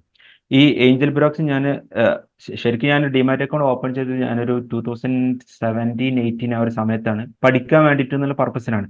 അപ്പൊ അന്ന് ഏഞ്ചൽ ബ്രോക്കിങ്സിന്റെ ആളുകൾ എന്നെ വിളിക്കുകയും അതുപോലെ തന്നെ ഇന്ന സ്റ്റോക്സ് ആണ് നല്ലത്, അതുപോലെ തന്നെ അവർ മെയിൽ അയക്കും സ്റ്റോക്കിന്റെ ലിസ്റ്റ്, ഇന്ന സ്റ്റോക്സ് ഒക്കെ വാങ്ങാൻ പറ്റും എന്നൊക്കെ പറഞ്ഞിട്ട്. ഇപ്പൊ ഈ ഫുൾ സർവീസ് ബ്രോക്കിംഗ് ഇൻസ്റ്റിറ്റ്യൂഷൻ എന്ന് പറഞ്ഞാൽ ഇവരെന്താണ് കുറെ അഡ്വൈസറി സർവീസസ് ഒക്കെ നമുക്ക് തരും. പക്ഷെ പ്രശ്നം എന്താണെന്ന് ചോദിച്ചാൽ നമ്മൾ ഈ ഫുൾ സർവീസ് ബ്രോക്കിംഗ് ഇൻസ്റ്റിറ്റ്യൂഷനിൽ നമ്മളൊരു ഡിമാറ്റ് അക്കൗണ്ട് ഓപ്പൺ ചെയ്യുകയാണെന്നുണ്ടെങ്കിൽ ഇതിന് ഒരുപാട് ചാർജുകൾ ഉണ്ടാവും. ഇപ്പം ആനുവൽ മെയിൻ്റനൻസ് ചാർജ്, അതുപോലെ തന്നെ നമ്മളൊരു ട്രേഡ് നടത്തുമ്പോൾ ഒരു സാധനം വാങ്ങുകയും വിൽക്കുകയും ചെയ്യുമ്പോൾ അതിനൊക്കെ ഒരു ബ്രോക്കറേജ് പിടിക്കും. അപ്പോൾ ഈ ഫുൾ സർവീസ് ബ്രോക്കിംഗ് ഇൻസ്റ്റിറ്റ്യൂട്ടുകളിൽ പൊതുവെ ബ്രോക്കറേജ് ഭയങ്കര ഹൈ ആയിരിക്കും. അതുപോലെ തന്നെ ആനുവൽ മെയിൻ്റനൻസ് ചാർജ് ഇതൊക്കെ ഭയങ്കര കൂടുതലായിരിക്കും. പക്ഷെ അതേ സമയത്ത് 2008 മുതൽ ഇവോൾവ് ചെയ്ത ഒരു സ്റ്റോക്ക് ബ്രോക്കിംഗ് മോഡലാണ് ഡിസ്കൗണ്ടിങ് ബ്രോക്കിംഗ് ഇൻസ്റ്റിറ്റ്യൂഷൻ. ഇപ്പോൾ അപ്സ്റ്റോക്സ്, സെറോദ, സാംകോ, പ്രോസ്റ്റോക്ക്, ഫയേഴ്സ്, ഗ്രോ ഇങ്ങനെ തുടങ്ങി ഒരുപാട് ഡിസ്കൗണ്ട് ബ്രോക്കിംഗ് ഇൻസ്റ്റിറ്റ്യൂഷൻസ് ഉണ്ട്. ഇവരിങ്ങനെ ഫോൺ വിളിച്ചിട്ട് നമുക്ക് അഡ്വൈസറി സർവീസ് ഒന്നും തരില്ല. പക്ഷെ നമുക്ക് ഇപ്പോൾ സ്റ്റോക്ക് മാർക്കറ്റിനെ കുറിച്ച് കുറച്ചൊക്കെ ഒരു അവബോധമുള്ള ആളുകൾക്ക് അവർ ഓഫ് കോഴ്സ് ഈ ഒരു ഫുൾ സർവീസ് ബ്രോക്കിംഗ് ഇൻസ്റ്റിറ്റ്യൂഷനെ അങ്ങനെ പ്രിഫർ ചെയ്യില്ല. കാരണം എന്താ വെച്ചാൽ ഓൾറെഡി ഞാൻ പറഞ്ഞു നല്ല ചാർജുകളാണ്, ബ്രോക്കറേജ് ആണ്. പക്ഷെ ഇവിടെ ബ്രോക്കറേജുകൾ വളരെ കുറവാണ്. ചില ഇപ്പോൾ എന്താ ഫയേഴ്സ് എന്നൊക്കെ പറഞ്ഞാൽ അവർ ആനുവൽ മെയിൻ്റനൻസ് ചാർജ് പോലും ഇവർക്കില്ല. ഞാനിത് ഒരു പ്രൊമോഷനായിട്ട് പറയല്ല, ഇത് അങ്ങനെ എടുക്കുകയും ചെയ്യരുത്. പക്ഷെ ഞാനൊരു എന്താണ് ഈ ഇതെങ്ങനെ വർക്ക് ചെയ്യും മീൻസ് എങ്ങനെയൊക്കെയാണ് ഇവര് ബിസിനസ് മോഡൽ എന്നുള്ള നിലയ്ക്ക് ചെറുതായിട്ട് പറയും. ഇപ്പം പക്ഷെ എന്നാലും ഇപ്പോൾ ഒരുപാട് ആൾക്കാർ ഉപയോഗിക്കുന്ന ഒരു ഇതാണ് ഈ സെറോദ ഡിസ്കൗണ്ട് ബ്രോക്കിംഗ് ബ്രോക്കേഴ്സിൽ സെറോദയാണ് ഒരുപാട് ആൾക്കാർ ഉപയോഗിക്കുന്നത്. അതുപോലെ തന്നെ നമ്മുടെ ഇഷ്ടത്തിന് നമുക്ക് ഏതിനും എന്താണ് പ്യൂർലി ആർ വിഷ്. പക്ഷെ എന്താന്ന് എഗെയിൻ നമ്മൾ ശ്രദ്ധിക്കേണ്ട കാര്യം എന്താണെന്ന് വെച്ചാൽ ഇപ്പോൾ ഞാൻ ഓൾറെഡി പറഞ്ഞു ഏകദേശം 600ഓളം സ്റ്റോക്ക് ബ്രോക്കിംഗ് ഇൻസ്റ്റിറ്റ്യൂഷൻസ് ഇന്ത്യയിൽ ഉണ്ട്. പക്ഷെ അതിലൊരു 200ഓളം സ്റ്റോക്ക് ബ്രോക്കിംഗ് ഇൻസ്റ്റിറ്റ്യൂട്ടുകൾ മാത്രമേ പ്രോപ്പറായിട്ട് വർക്ക് ചെയ്യുന്നുള്ളൂ. കാരണം നമ്മളൊരു ഡിമാറ്റ് അക്കൗണ്ട് ഓപ്പൺ ചെയ്ത് കഴിഞ്ഞാൽ നമുക്ക് വാങ്ങാനും വിൽക്കാനുള്ള ഡാഷ്ബോർഡ്, അതുപോലെ തന്നെ ഒരുപാട് കാര്യങ്ങൾ നമുക്ക് അവൈലബിൾ ആയി കിട്ടുന്നുണ്ട്. പക്ഷെ ഒരു ഹാർഡ്ലി 200 സ്റ്റോക്ക് ബ്രോക്കിംഗ് ഇൻസ്റ്റിറ്റ്യൂഷൻസ് മാത്രമേ നല്ല പ്രോപ്പറായിട്ട് വർക്ക് ചെയ്യുന്നുള്ളൂ. അപ്പോൾ അങ്ങനെ നല്ല നിലക്ക് സ്ട്രോങ്ലി വർക്ക് ചെയ്യുന്ന അല്ലെങ്കിൽ ഏതൊരു സ്റ്റോക്ക് ബ്രോക്കറെ നമുക്ക് അപ്രോച്ച് ചെയ്യാം. അഗെയിൻ ഇതൊക്കെയാണ് ഒരു സ്റ്റോക്ക് ബ്രോക്കറെ സെലക്ട് ചെയ്ത് നമ്മൾ ശ്രദ്ധിക്കേണ്ടത്. ഫുൾ സർവീസ് ആണോ അല്ലെങ്കിൽ ഇത്. അതുപോലെ ഡിമാറ്റ് അക്കൗണ്ട് ഓപ്പൺ ചെയ്യുമ്പോൾ നമ്മൾ ഒരുപാട് ചാർജസ് ഉണ്ടാവും. ആ ചാർജസ് ഒക്കെ നമ്മൾ നോക്കിയിട്ട് ആയിരിക്കണം നമ്മളൊരു സ്റ്റോക്ക് ബ്രോക്കറെ സെലക്ട് ചെയ്യേണ്ടത്. ഇപ്പോൾ ഇന്ത്യയിലെ ഒരു സിനാരി എന്താണെന്ന് വെച്ചാൽ ഇപ്പോൾ ഇന്ത്യയിൽ 140 ഇപ്പോൾ 140 കോടി ആൾക്കാർ ഇന്ത്യയിലുണ്ട്. പക്ഷെ ഇന്ത്യയിൽ ഡിമാറ്റ് അക്കൗണ്ട് ഓപ്പൺ ചെയ്തത് ആകെ ഇത്ര എന്താണ് 13 കോടി അല്ലെങ്കിൽ 14 കോടി ആൾക്കാർ മാത്രമാണ്. അതിൽ തന്നെ എന്താണ് ആക്റ്റീവ് ഡിമാറ്റ് അക്കൗണ്ട് എന്ന് പറഞ്ഞാൽ ആകെ 3.62 crore മാത്രമേ ഉള്ളൂ. ഇത് ഡിസംബർ 2023 ഡാറ്റയാണ്. അപ്പോൾ നിങ്ങൾക്കിപ്പോൾ മനസ്സിലായിട്ടുണ്ടാവും ഇന്ത്യൻ പോപ്പുലേഷന്റെ എത്ര പേരാണ് ഈ ഒരു സ്റ്റോക്ക് മാർക്കറ്റിൽ ഇൻവെസ്റ്റ് ചെയ്യുന്നത് അല്ലെങ്കിൽ കളിക്കുന്നതിൽ. പക്ഷെ എന്തുകൊണ്ട് ആൾക്കാർ ഇതിന്ന് വിട്ടു നിൽക്കുന്നു ചോദിച്ചാൽ ഫസ്റ്റ് ആൻഡ് ഒന്ന് ഇതിനെക്കുറിച്ചൊരു കൃത്യമായിട്ട് ബോധ്യമില്ല. രണ്ടാമത്തത് ഇപ്പൊ സെബി അല്ലെങ്കിൽ ഇതിന്റെ റെഗുലേറ്ററി ബോഡീസ് തന്നെ പറയുന്നുണ്ട് സ്റ്റോക്ക് മാർക്കറ്റ് ഇൻവെസ്റ്റ്മെന്റ് ഓപ്ഷൻസ് ആണ്, ഹൈ റിസ്കി ആണ്. അതുപോലെ തന്നെ ഇതിൽ ഇൻവെസ്റ്റ് ചെയ്യുന്ന 10 ആളുകളിൽ 9 പേര് നഷ്ടമാണ് ഉണ്ടാക്കുന്നത്. പക്ഷെ ഇങ്ങനെയൊക്കെ ആണെങ്കിൽ കൂടി ഇപ്പൊ ഞാൻ എന്താ പറയാ ഇപ്പൊ സ്റ്റോക്ക് മാർക്കറ്റിൽ കളിക്കുന്ന 10 ആളുകളിൽ 9 പേരും നഷ്ടമാണ് ഉണ്ടാക്കുന്നത്. ഒരു ആള് മാത്രമേ അല്ലെങ്കിൽ 90% ആൾക്കാരും ഇതിൽ ലോസ് ആണ് ഉണ്ടാക്കുന്നത് എന്ന് ഞാൻ അങ്ങനെ പറഞ്ഞു വെക്കുന്നത് കൂടെ തന്നെ നിങ്ങളെ മുമ്പിൽ ഇത് ഞാൻ ഇൻട്രൊഡ്യൂസ് അല്ലെങ്കിൽ പറയാനുള്ള ഒരു കാരണം എന്താണെന്ന് ചോദിച്ചാൽ ഓൾറെഡി ഞാൻ പറഞ്ഞു ഇതില് ഇത്രയും ഈ സ്റ്റോക്ക് മാർക്കറ്റിൽ ഇത്രയും ഓപ്ഷൻസ് ഉണ്ട്. ഈ ഓപ്ഷൻസിൽ ഏറെക്കുറെ എല്ലാവരും നഷ്ടം വരുത്തുന്നത് ഈ ഡെറിവേറ്റീവ് സെഗ്മെന്റിലാണ്.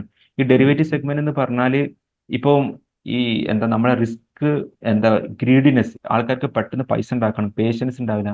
ഇതൊക്കെ കാരണത്താൽ കൂടുതൽ ആൾക്കാരും ഡെറിവേറ്റീവ് സെഗ്മെന്റിലോട്ടാണ് നേരിട്ട് പോകും. പക്ഷെ ഡെറിവേറ്റീവ് സെഗ്മെന്റ് ഭയങ്കര റിസ്കി ആണ്, സ്പെക്കുലേറ്റീവ് ആണ്. അപ്പോൾ അവിടെ പോയിട്ടാണ് ഏറെക്കുറെ എല്ലാ ആൾക്കാരും നഷ്ടം വരുത്തുന്നത്. അതുപോലെ തന്നെ ഇൻട്രാഡേയിലും കളിക്കുമ്പോൾ ഭയങ്കരമായിട്ട് ശ്രദ്ധിക്കേണ്ട കാര്യമാണ് അത്. പക്ഷെ നമുക്ക് പറ്റാത്ത കാര്യമാണ്. പക്ഷെ അവിടെയും ആൾക്കാർ കളിച്ചിട്ട് ഒരുപാട് പൈസ ഉണ്ടാക്കുന്നുണ്ട്. പക്ഷേ the people who are investing in equity segment for a long term അവരധികം നഷ്ടം വരുത്തുന്ന ആൾക്കാരല്ല. ഇപ്പൊ നമുക്കും ഹലാലായ ഒരു ഓപ്ഷൻ എന്ന് പറഞ്ഞാൽ ഇത് തന്നെയാണ്. അപ്പൊ അതുകൊണ്ടാണ് ഞാനിത് എന്താണ് നമുക്ക് പറ്റുന്ന ഒരു ഓപ്ഷൻ ആണെന്നാണ് എനിക്ക് പറയുന്നത്. അപ്പോൾ ഈ പൊതുവെ ന്യൂസ് വായിക്കുമ്പോഴൊക്കെ ഇപ്പോൾ സ്റ്റോക്ക് മാർക്കറ്റിൽ എല്ലാവരും നഷ്ടമാണ് ഉണ്ടാക്കുന്നത് എന്ന് പറഞ്ഞിട്ട് നമ്മൾ അതിന് വിട്ടു നിൽക്കേണ്ട ആവശ്യമില്ല. ഞാൻ പറഞ്ഞു ഈ നഷ്ടം കൂടുതൽ ആൾക്കാർ ഉണ്ടാക്കുന്നത് ഈ ഡെറിവേറ്റീവ് സെഗ്മെന്റിലാണ്, അതുപോലെ തന്നെ ഇൻട്രാഡേ ഇങ്ങനത്തെ ഏരിയകളിലൊക്കെയാണ്. ഈ സെഗ്മെന്റിൽ എന്താ നമ്മൾ പ്രോപ്പറായിട്ട് ഒരു ഡിസിപ്ലിൻ ആയിട്ട് ഇൻവെസ്റ്റ് ചെയ്യുകയാണെന്നുണ്ടെങ്കിൽ ഓഫ് കോഴ്സ് നഷ്ടം ഉണ്ടാവില്ല. ഇപ്പൊ എന്റെ കേസ് തന്നെ എടുക്കുകയാണെന്നുണ്ടെങ്കിൽ ഇപ്പം as I told you means ഞാൻ ആദ്യമായിട്ട് ഒരു ഡിമാറ്റ് അക്കൗണ്ട് ഓപ്പൺ ചെയ്യുന്നത് ഒരു ഫിനാൻസ് സ്റ്റുഡന്റ് അല്ലെങ്കിൽ സ്റ്റോക്ക് മാർക്കറ്റ് പഠിക്കണം എന്ന് നിൽക്കുക. സിസ്റ്റമാറ്റിക്കലി പഠിച്ചു. പിന്നെ ഇപ്പൊ സാലറിഡ് ആയതുകൊണ്ട് നമുക്ക് കൂടുതലായിട്ട് സ്റ്റോക്ക് മാർക്കറ്റിൽ ഇൻവെസ്റ്റ് ചെയ്യാൻ പറ്റില്ല. ഇപ്പോൾ നിങ്ങൾക്ക് അറിയാവുന്നവരുണ്ട് ഗവൺമെന്റ് എംപ്ലോയീസിന് ഈ speculative type of options investment ഓപ്ഷൻസിലൊന്നും എന്താ ട്രേഡ് ചെയ്യാൻ പറ്റില്ല, അല്ലെങ്കിൽ അതിൽ ഇൻവോൾവ് ആവാൻ പറ്റില്ല. കാരണം അത് ഇല്ലീഗലാണ് മാത്രം. കാരണം അത് ഗവൺമെന്റ് എംപ്ലോയീസ്, കാരണം ഈ ഡെറിവേറ്റീവിൽ കളിക്കുന്ന ആൾക്കാർ എപ്പോഴും മാർക്കറ്റിന്റെ മുമ്പിൽ തന്നെ ആയിരിക്കും, അല്ലെങ്കിൽ ഭയങ്കര ശ്രദ്ധ അതിൽ തന്നെ ആയിപ്പോവും. അപ്പോൾ അതും മാത്രമല്ല, ഒരു പാസീവ് ഇൻകം ബിഗിനേഴ്സിന് ഒട്ടും സജസ്റ്റ് ചെയ്യാൻ പറ്റാത്ത ഓപ്ഷനാണ് ഡെറിവേറ്റീവ് എന്നുള്ളത്, അതുപോലെ തന്നെ ഇൻട്രാഡേ എന്നുള്ളതും. അപ്പോൾ എന്താ പറയുക, അപ്പം നമ്മളൊരു സ്ഥലത്ത് ജോലി ചെയ്യുന്നത്, പക്ഷേ ഒരു ലോങ് ടൈമിലോട്ട് നല്ല സ്റ്റോക്ക് ഐഡന്റിഫൈ ഇൻവെസ്റ്റ് ചെയ്യുമ്പോൾ ഓഫ് കോഴ്സ് കുറച്ച് റിട്ടേൺ ഒക്കെ നമുക്ക് കിട്ടും. അത് even I'm also enjoying the same benefit right now.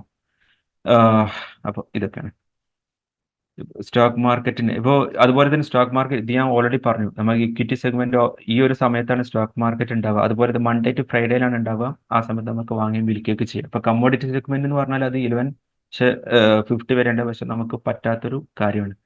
Then ഇപ്പം എന്താണ് ഇൻവെസ്റ്റ്മെന്റ്, എന്തുകൊണ്ട് നമ്മൾ ഇൻവെസ്റ്റ് ചെയ്യണം, അതുപോലെ തന്നെ ഈ സ്റ്റോക്ക് മാർക്കറ്റ് ബേസ് ചെയ്തിട്ടുള്ള ഇൻവെസ്റ്റ്മെന്റ് ഓപ്ഷൻസ് ഏതൊക്കെയാണ് ഞാൻ പറഞ്ഞു. ഇനി നമ്മൾ ഈ സ്റ്റോക്ക് മാർക്കറ്റിൽ നമ്മൾ ഒരു സ്റ്റോക്ക് വാങ്ങുന്ന സമയത്ത് നമ്മൾക്ക് എങ്ങനെയാണ് നല്ല സ്റ്റോക്കാണോ, അല്ലെങ്കിൽ നല്ലതല്ലാത്ത സ്റ്റോക്കാണോ, അല്ലെങ്കിൽ പ്രോഫിറ്റ് തരുന്ന സ്റ്റോക്കാണോ, അല്ലെങ്കിൽ ഒരു ക്യാപിറ്റൽ അപ്രീസിയേഷൻ തരുന്ന സ്റ്റോക്കാണോ, എങ്ങനെ ഐഡന്റിഫൈ ചോദിച്ചാൽ ഇത് ലിറ്റിൽ നമുക്ക് നല്ലൊരു ഫൈനാൻഷ്യൽ നോളജ് ഉണ്ടെങ്കിൽ മാത്രമേ നമുക്ക് പറ്റുള്ളൂ. ഞാനിത് പറഞ്ഞ് എന്താണ് ഇത് നമുക്ക് പറ്റാത്ത ഏരിയ ആണെന്ന് ഞാൻ പറയില്ല, പക്ഷേ ഇപ്പോൾ ഒരു ഫിനാൻസ് പഠിച്ച ആളാണെന്നുണ്ടെങ്കിൽ ഇപ്പം ഇതിനെക്കുറിച്ചൊക്കെ കംപ്ലീറ്റ് ഒരു ബോധം ഉണ്ടാവും. അപ്പോൾ ഒരു ഫണ്ടമെന്റൽ അനാലിസിസ് നടത്തണം, ടെക്നിക്കൽ അനാലിസിസ് നടത്തണം, അതുപോലെ തന്നെ നമ്മളെ എക്കോണമിയെ കുറിച്ച് നമ്മൾ അറിയണം. അതുപോലെ നമ്മൾ ഇപ്പോൾ ACC ഒരു സ്റ്റോക്ക് ഉദാഹരണം പറയുകയാണെന്നുണ്ടെങ്കിൽ, ഇപ്പോൾ ACC അതൊരു നമുക്കറിയുന്നത് സിമെന്റിൻ്റെതാണ്. അപ്പോൾ സിമെന്റ് ഇൻഡസ്ട്രീനെ കുറിച്ച് നമുക്കൊരു ബോധം ഉണ്ടാവണം. അതുപോലെ തന്നെ നമ്മൾ ആ ACC എന്നുള്ള കമ്പനിനെ സ്പെസിഫിക്കലി നമുക്ക് അറിയണം. ഇങ്ങനെയൊക്കെ നമ്മളൊരു കുറെ അനാലിസിസ് നടത്തിയിട്ടാണ് നമ്മളൊരു സ്റ്റോക്ക് പിക്ക് ചെയ്യേണ്ടത്, സിസ്റ്റമാറ്റിക്കലി പറയുകയാണെന്നുണ്ടെങ്കിൽ. ഇപ്പോൾ മറ്റൊരു ഉദാഹരണം പറയുന്നത്, ഇപ്പോൾ ഇതിപ്പം ACCയുടെ ഇത്രയും റിലേറ്റഡ് ആയിട്ടുള്ള ഇൻഫർമേഷൻ, ഇപ്പോൾ എന്താ പറയുക, അതിന്റെ ആനുവൽ റിപ്പോർട്ട് നോക്കിയിട്ട് അത് അതിന്റെ ബാലൻസ് ഷീറ്റ്, അതുപോലെ തന്നെ പ്രോഫിറ്റ് ആൻഡ് ലോസ് അക്കൗണ്ട് നോക്കിയിട്ട് ഇത് നല്ല പ്രോഫിറ്റ് ജനറേറ്റ് ചെയ്യുന്നതാണോ അല്ല, ഇതൊക്കെ നോക്കണം. പിന്നെ ഇതിന്റെ ഒക്കെ അപ്പുറത്തേക്ക് നമ്മളൊരു എന്താ മുസ്ലിം കമ്മ്യൂണിറ്റിക്ക് ഒന്നുകൂടെ നോക്കേണ്ട കാര്യമാണ്, ഇതൊരു ഫോളോ ചെയ്യുന്ന, അല്ലെങ്കിൽ ശരിയായ പെർസ്പെക്റ്റീവ് ശരിയായ സ്റ്റോക്കാണോ അല്ലേ എന്നുള്ളത്. ഇപ്പോൾ ഇതിൽ ശ്രദ്ധിക്കേണ്ട, ഇപ്പോൾ ACC എന്നുള്ളത് നമുക്കറിയാം, അതിന്റെ മെയിൻ ബിസിനസ് എന്ന് പറഞ്ഞാൽ സിമെന്റ് ആണ്. പക്ഷെ അറ്റ് ദി സെയിം ടൈം ഇപ്പോൾ ചില കമ്പനീസ് ഡെറ്റ് ഉപയോഗിച്ചിട്ട് ആണ് അവരുടെ ബിസിനസ് റൺ ചെയ്യുന്നതെങ്കിൽ, കൂടുതലായിട്ടും ലോണൊക്കെ എടുത്തിട്ടാണ് റൺ ചെയ്യുന്നുണ്ടെങ്കിൽ, അങ്ങനത്തെ ഇതിപ്പം അവരുടെ ബിസിനസ് ഇപ്പോൾ ഹലാലായ ഇൻഡസ്ട്രി ആണെങ്കിൽ പോലും നമുക്കത് പറ്റില്ല എന്നുള്ളതാണ്. കാരണം ലോൺ എടുത്തിട്ട് റൺ ചെയ്യുന്ന അതിൽ നിന്ന് നമ്മൾ ഇൻവെസ്റ്റ് ചെയ്യാന്നുള്ളത് അത് ശരിയാ പ്രകാരം ഹലാല, കാരണം അവരുടെ മെയിൻ ഇൻകം എന്താണ് നമ്മൾ നോക്കണം, അല്ലെങ്കിൽ അത് ഹലാലായ ഇൻഡസ്ട്രി. ഇപ്പോൾ ഇതിനൊരു നമ്മളൊരു ഫൈനാൻസ് റിലേറ്റഡ് ഒരു ടേം പറയുകയാണെങ്കിൽ ഡെറ്റ് ഇക്വിറ്റി റേഷ്യോ നമ്മൾ നോക്കും. ഇപ്പം കമ്പനികൾ ഡെറ്റ് ഇപ്പം നമ്മളൊക്കെ MBA സ്റ്റുഡൻസിനെ പഠിപ്പിക്കുന്നത് എന്താണെന്ന് വെച്ചാൽ, നമ്മൾ ഒരു കമ്പനിയിൽ ഡെറ്റ് ഉപയോഗിക്കണം എന്നുള്ളത്, അതായത് നമ്മുടെ ശരിയാ പോയിന്റ് ഓഫ് വ്യൂ അല്ല പറയുന്നത്. കാരണം ഒരു കമ്പനിയിൽ ഡെറ്റ് ഉപയോഗിച്ചിട്ടില്ല എന്നുണ്ടെങ്കിൽ അത് കമ്പനിക്ക് ഒരുപാട് പ്രശ്നങ്ങൾ. ഇപ്പം ഇപ്പൊ EPS, ഏർണിംഗ് പെർ ഷെയർ എന്നുള്ളൊരു ഇതുണ്ട്. ഇപ്പോൾ ഇവിടെ നിങ്ങൾക്ക് കാണാൻ പറ്റും ഏർണിംഗ് പെർ ഷെയർ. ഇപ്പോൾ ഡെറ്റ് തീരെ ഉപയോഗിക്കാത്ത, അല്ലെങ്കിൽ ഇക്വിറ്റി മാത്രം വെച്ച് റൺ ചെയ്യുന്ന കമ്പനികളൊക്കെ ആകുമ്പോൾ അതിൻ്റെയൊക്കെ EPS കുറച്ച് ഡൗൺ ആയിപ്പോൾ. ഇതിപ്പോൾ എനിക്ക് കംപ്ലീറ്റ്ലി അറിയാം, ഇങ്ങനെ പറഞ്ഞാൽ നിങ്ങൾക്ക് മനസ്സിലാവില്ല. പക്ഷേ കമ്പനികൾ കുറച്ച് ഡെറ്റ് ഉപയോഗിക്കുന്നതിന് ഒരുപാട് പർപ്പസുകളുണ്ട്. ഒന്ന് അവരുടെ ടാക്സ് ബേർഡൻ കുറക്കാൻ വേണ്ടിയിട്ട് ഇങ്ങനെയൊക്കെ. അപ്പോൾ ഏറെക്കുറെ എല്ലാ കമ്പനികളും കുറച്ചൊക്കെ ഡെറ്റ് ഉപയോഗിക്കുന്നതാണ്. അപ്പോൾ ഒരു വളരെ മൈന്യൂട്ടായ ഒരു എമൗണ്ടിൽ, അല്ലെങ്കിൽ അത്രയും കുറഞ്ഞൊക്കെ ഡെറ്റ് ഉപയോഗിക്കുന്നതാണെന്നുണ്ടെങ്കിൽ നമുക്ക് അത്തരത്തിലുള്ള പെർമിസിബിൾ ആണ് എന്നുള്ളതാണ് ഒരുപാട് ആളുകൾ ഒരു ഇസ്ലാമിക് പോയിന്റ് ഓഫ് വ്യൂ അതിനെ കുറിച്ച് പറയുന്നത്. ഇപ്പൊ നിങ്ങൾക്ക് ഇവിടെ തന്നെ നോക്കിയാൽ അറിയാം, ഇതിന്റെ ടോട്ടൽ മാർക്കറ്റ് ക്യാപിറ്റലൈസേഷൻ എന്ന് പറഞ്ഞാൽ, അതായത് ഇക്വിറ്റി പ്ലസ് ഡെറ്റ് 43,000 crore ഉണ്ട്. ഇവിടെ ഡെറ്റിന്റെ പോർഷൻ വളരെ കുറവാണ്.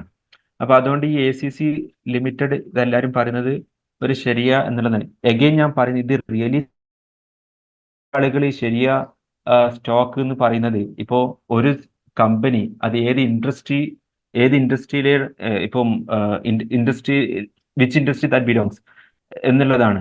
ഇപ്പോൾ സിമെന്റ് ഇൻഡസ്ട്രി അല്ലെങ്കിൽ ഹലാലായ ഇൻഡസ്ട്രിയിലാണ് ആ കമ്പനിന്റെ മെയിൻ ആക്ടിവിറ്റി എങ്കിൽ അത് അങ്ങനെ എന്താണ് അത് ആ ഒരു നിലയ്ക്ക് തന്നെ ഹലാൽ എന്ന് പറയുന്നവരുണ്ട്. ചില ആൾക്കാർ എന്താ ഡെറ്റ് ഇക്വിറ്റി റേഷ്യോ നോക്കും. ഇങ്ങനെയൊക്കെ ഇത് റിയലി സബ്ജക്റ്റീവാണ്. ഒരു ഒറ്റടിക്ക് എന്താണ് ഇതൊരു ഹലാലോ ഹറാമോ അത് മാത്രമല്ല നമ്മളുടേതായ ഒരു ഡിസ്ക്രിഷണറി മൈൻഡ് അതും നമ്മൾ അപ്ലൈ ചെയ്യേണ്ടതുണ്ട് ഈ ഒരു കാര്യത്തിൽ. എന്നിട്ട് നമ്മൾ ഡിസൈഡ് ചെയ്യാൻ പറ്റും. സോറി, ഇപ്പോ എന്താ പറയാ, ഞാൻ ഇത്രയും പറഞ്ഞു. സോറി, ഇപ്പോ ഇവിടെ പറഞ്ഞ കാര്യം 1 സെക്കൻഡ്, ഒരു ചെറിയ ഇത് പറ്റി. ഓക്കെ, ഇവിടെ ഫണ്ടമെന്റൽ അനാലിസിസ് ടെക്നിക്. ഈ ഫണ്ടമെന്റൽ അനാലിസിസ് എന്ന് പറഞ്ഞാൽ ഒരു കമ്പനിയുടെ ഫണ്ടമെന്റലി നമ്മൾ അനലൈസ് ചെയ്യുക, അതിന്റെ എല്ലാ ഫൈനാൻഷ്യൽസ് അല്ലെങ്കിൽ ഫൈനാൻഷ്യൽ ഫിഗേഴ്സിലോട്ട് നോക്കിയിട്ട് കമ്പനിയെ അനലൈസ് ചെയ്യുക എന്നുള്ളത് സിമ്പിൾ ആയിട്ട് വേണമെങ്കിൽ പറയാം. അതുപോലെ ടെക്നിക്കൽ അനാലിസിസ് എന്ന് പറഞ്ഞാൽ നമ്മൾ കമ്പനിയുടെ ചാർട്ട്, ഇപ്പോൾ ഒരു ഉദാഹരണം പറയാൻ ടെക്നിക്കൽ അനാലിസിസ് ഇപ്പോൾ ഈ ഡെറിവേറ്റീവ് മാർക്കറ്റിലും അതുപോലെ ഫ്യൂച്ചേഴ്സ് ആൻഡ് ഓപ്ഷൻസ് ഇതിലൊക്കെ കളിക്കുന്ന ആൾക്കാർ കൂടുതലും ഇങ്ങനത്തെ ചാർട്ട്, അതായത് സ്റ്റോക്ക് എപ്പോഴാണ് ഡൗൺ ആവുന്നത് ഹൈ ആവുന്നത് ഇതൊക്കെ നോക്കിയിട്ട് ട്രേഡ് എടുക്കുന്നവരുണ്ട്. ഇപ്പൊ ടെക്നിക്കൽ അനാലിസിസും ഫണ്ടമെന്റൽ അനാലിസിസ് രണ്ടും നമ്മൾ നോക്കണം. ഇപ്പോൾ ടെക്നിക്കൽ അനാലിസിസിന്റെ സിമ്പിൾ വേ പറയുകയാണെന്നുണ്ടെങ്കിൽ നമുക്ക് ഈ ഒരു സ്റ്റോക്കിന്റെ ട്രെൻഡ് മനസ്സിലാക്കാൻ വേണ്ടിയിട്ടാണ്. ഇതൊരു അപ് ട്രെൻഡ് ആണോ ഡൗൺ ട്രെൻഡ് ആണോ ഇതൊക്കെ മനസ്സിലാക്കാൻ വേണ്ടി നമ്മൾ ചാർട്ട് ഉപയോഗിക്കുന്നത്.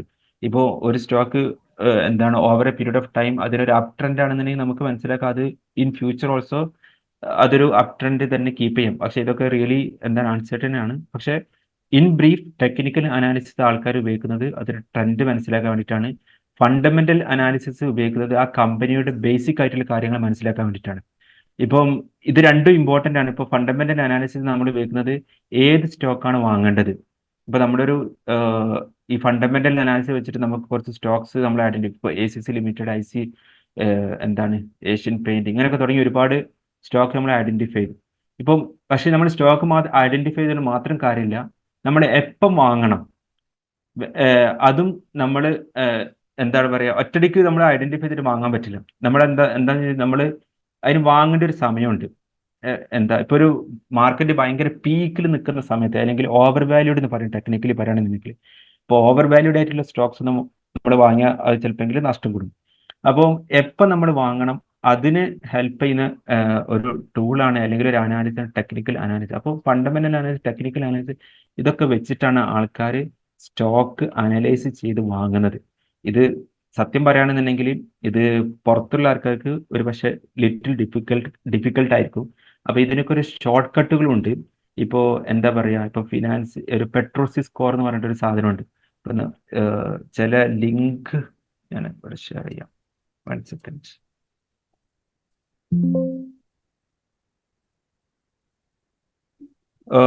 ഈ പെട്രോസിസ് സ്കോർ എന്ന് പറയുമ്പോൾ ഞാൻ നേരത്തെ പറഞ്ഞല്ലോ, ഈ ഫണ്ടമെന്റൽ അനാലിസിസ്, ടെക്നിക്കൽ എന്താ പറയുക, ഫണ്ടമെന്റൽ അനാലിസിസ് ബേസിക്കലി അത് നമ്മളൊരു സ്റ്റോക്ക് ഏതാണ് വാങ്ങേണ്ടത് എന്നുള്ളത് തിരിച്ചറിയാൻ വേണ്ടിയിട്ടാണ്. അപ്പം അതിന്റെ ഒരു എന്താ പറയുക, അപ്പൊ ഈ ഇത്രയും ഒരുപാട് അനാലിസിസ് നടത്തുന്നതിന് പകരം നമുക്ക് ഒറ്റടിക്ക് അതിന്റെ ഇതിലോട്ട് നോക്കിയാൽ മതി, ഈ പെട്രോസിസ് സ്കോറിലോട്ട് നോക്കിയാൽ മതി. ഇപ്പൊ പെട്രോസിസ് സ്കോർ ഒരു എന്താ പറയാ 7 to 9 ആണെന്നുണ്ടെങ്കിൽ that is A good stock. അതുപോലെ തന്നെ അത് അതിനേക്കാളും താഴെയാണെന്നുണ്ടെങ്കിൽ അത് അത്ര നല്ല സ്റ്റോക്ക് അല്ല. ഇങ്ങനെയൊക്കെ ഈ ഒരു നിലക്കൊക്കെ നമുക്ക് ഐഡന്റിഫൈ ചെയ്യാം. അതുപോലെ ഇപ്പോഴത്തെ ഈ ഫിൻടെക് ഫൈനാൻഷ്യൽ ടെക്നോളജി വന്നതിന് ശേഷം ഇതൊക്കെ ഒരുപാട് ലിബറേറ്റഡ് ആയിട്ടുണ്ട്, ഒരുപാട് ഹെൽപ്പിംഗ് ടൂൾസ് നമുക്കുണ്ട്. അതുപോലെ തന്നെ ടിക്കറ്റ് ട്രാപ്പ് എന്ന് പറഞ്ഞിട്ടുള്ള വേറെ ഇതിൻ്റെയൊക്കെ ലിങ്ക്സ് ഉണ്ട്. ഐ തിങ്ക് ഞാൻ എവിടെ ഷെയർ ചെയ്യാന്ന് അറിഞ്ഞൂടെ. ഇപ്പം നമുക്ക് ഒരു പെർട്ടിക്കുലർ കമ്മ്യൂണിറ്റി ആണെന്നുണ്ടെങ്കിൽ അവർക്കാണ് ഇങ്ങനെ, സോറി, കമ്മ്യൂണിറ്റി ഞാൻ ഉദ്ദേശിച്ചത് ഈ ഒരു സ്റ്റോക്ക് മാർക്കറ്റ് മാത്രം എങ്ങനെ ഇൻവെസ്റ്റ് ചെയ്യണം ഇതിനൊക്കെ കുറിച്ച് മാത്രം പഠിക്കുന്നല്ലേ, അങ്ങനെ ഒരു ഇതാണെന്ന് അങ്ങനെ ഷെയർ ചെയ്യായിരുന്നു. എനിവേ, ആർക്കെങ്കിലും ഇതിലേക്ക് ലിങ്ക് വേണമെന്നുണ്ടെങ്കിൽ പേഴ്സണലി കോൺടാക്ട് ചെയ്ത് ഞാൻ അത് ഷെയർ ചെയ്ത് തരാമെന്ന് പറയാം. അതിലെ പിന്നെ ഇത് നോക്കണം. ഇപ്പോ സോറി, ഇനി ഈ ഒരാൾക്ക് സ്റ്റോക്ക് മാർക്കറ്റ് പഠിക്കണം എന്നുണ്ടെങ്കിൽ, അതായത് ട്രേഡിംഗ് ഒക്കെ പഠിക്കണം എന്നുണ്ടെങ്കിൽ ഇപ്പൊ വെർച്വൽ ട്രേഡിംഗ് എന്നുള്ളൊരു ഓപ്ഷൻസ് ഒക്കെ ഉണ്ട്. അതായത് നമ്മൾ റിയൽ ആയിട്ട് ട്രേഡ് ചെയ്യില്ല. ഇപ്പൊ ഇതൊക്കെ അതിനുള്ള ഡിഫറെന്റ് വെബ്സൈറ്റ്സ് ആണ്, മണി ബൈ, സെൻസിബിൾ.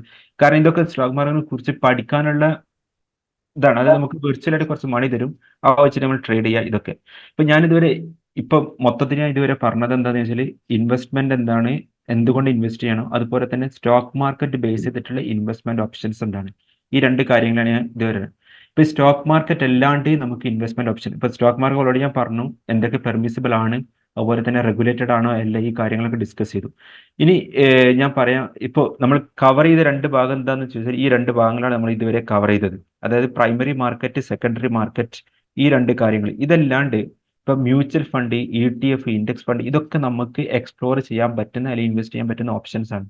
ഇപ്പൊ സെക്കൻഡ് ഓപ്ഷൻ ഞാൻ പറയുന്നത് portfolio type of investment options ആണ്. അതായത് പോർട്ട്ഫോളിയോ എന്ന് പറഞ്ഞാൽ ഇപ്പൊ ഇതുവരെ നമ്മൾ പറഞ്ഞത് ഒരു കമ്പനിയുടെ ഷെയർ വാങ്ങാൻ, ഇപ്പൊ ACC ലിമിറ്റഡ് കമ്പനിയുടെ ഷെയർ വാങ്ങാം, അല്ലെങ്കിൽ എന്താണ് ഏഷ്യൻ പെയിന്റിന്റെ ഷെയർ വാങ്ങാം. ഇങ്ങനെ ഓരോ കമ്പനിയുടെ ഷെയർ സെപ്പറേറ്റ് വാങ്ങിയിട്ട് നമുക്ക് ഇൻവെസ്റ്റ്മെന്റ് നടത്താൻ പറ്റും. അത് നല്ല കമ്പനി ഐഡന്റിഫൈ ചെയ്യാം, എന്നിട്ട് എന്തൊക്കെ ലോങ് ടേമിലോട്ട് ഇൻവെസ്റ്റ് ചെയ്യാം. അത് നമുക്ക് എന്താണ് ഓഫ് കോഴ്സ് അത് ഒരു വേർത്ത് വൈൽ ഇൻവെസ്റ്റ്മെന്റ് ആവും. ഇനി ഇത് ഞാൻ പറഞ്ഞു, അങ്ങനെ നമ്മൾ ഇൻഡിവിജ്വൽ കമ്പനിയുടെ സ്റ്റോക്സ് വാങ്ങുമ്പോൾ നമ്മൾ അനലൈസ് ചെയ്യണം. പക്ഷെ അതിനൊരു ഇപ്പൊ നമ്മൾ എന്താ പറയുക, അതൊരു റിസ്കി ആണ്. അറ്റ് ദി സെയിം ടൈം നമുക്ക് നല്ലൊരു റിട്ടേണും എക്സ്പെക്ട് ചെയ്യാൻ പറ്റും. ഇപ്പോൾ ഒരാൾക്ക് അതിനൊന്നും പറ്റില്ല എന്നുണ്ടെങ്കിൽ, അല്ലെങ്കിൽ ഒരു മോഡറേറ്റ് ടൈപ്പ് ഓഫ് റിസ്ക് എടുക്കുന്ന ആൾക്കാരാണെന്നുണ്ടെങ്കിൽ, ഇപ്പോൾ അവർക്ക് പറ്റുന്ന ഒരു ഓപ്ഷനാണ് പോർട്ട്ഫോളിയോ ടൈപ്പ് ഓഫ് ഇൻവെസ്റ്റ്മെന്റ്. അതായത് ഇവിടെ നമ്മളെന്താണ് ഒരു സ്റ്റോക്സ് അല്ല, ഒരുപാട് സ്റ്റോക്സിൽ കമ്പൈൻ ചെയ്തിട്ടുള്ള ഒരു ബാസ്ക്കറ്റിനെ വാങ്ങും. ഇൻ എ സിമ്പിൾ വേ പറഞ്ഞാൽ മ്യൂച്വൽ ഫണ്ട്. ഓക്കെ, ഞാൻ അതിലോട്ട് വരാം. ഇവിടെ നമുക്കൊരു മോഡറേറ്റ് റിസ്ക് ആണ് ഉള്ളത്. അതുപോലെ തന്നെ ഇവിടെ ഫണ്ടുകൾ ഒരു പെർട്ടിക്കുലർ കമ്പനിയിൽ അല്ലെങ്കിൽ ഒരു പെർട്ടിക്കുലർ കമ്പനിയുടെ സ്റ്റോക്ക് മാത്രം വാങ്ങാണ്ട് ഡിഫറെന്റ് കമ്പനിയുടെ ഒരുപാട് കമ്പനിയുടെ സ്റ്റോക്സ് നമ്മൾ വാങ്ങും. ഇപ്പോൾ ഇതൊക്കെയാണ് ഇതിലുള്ള ഓപ്ഷൻ. ഒന്ന് മ്യൂച്വൽ ഫണ്ട്, അതുപോലെ തന്നെ ഇൻഡെക്സ് ഫണ്ട്, അതുപോലെ തന്നെ എക്സ്ചേഞ്ച് ട്രേഡഡ് ഫണ്ട്. ഇതൊക്കെ portfolio type of investment options ആണ്. ഇതൊക്കെ നമുക്കും വാങ്ങാനും വിൽക്കാനും പറ്റുന്ന ഓപ്ഷൻസ് ആണ്. അതായത് ഏതൊക്കെ അഗൈൻ ഇവിടെ ഒരുപാട് ക്ലച്ചസ് ഉണ്ട്. അല്ലെങ്കിൽ ഒരു ശരിയായ പോയിന്റ് ഓഫ് വ്യൂ നോക്കുമ്പോൾ ഒരുപാട് കാര്യങ്ങൾ ശ്രദ്ധിക്കേണ്ടതുണ്ട്. ഇപ്പൊ മ്യൂച്വൽ ഫണ്ട് എന്ന് പറഞ്ഞാൽ എല്ലാ മ്യൂച്വൽ ഫണ്ടും നമുക്ക് വാങ്ങാൻ പറ്റില്ല.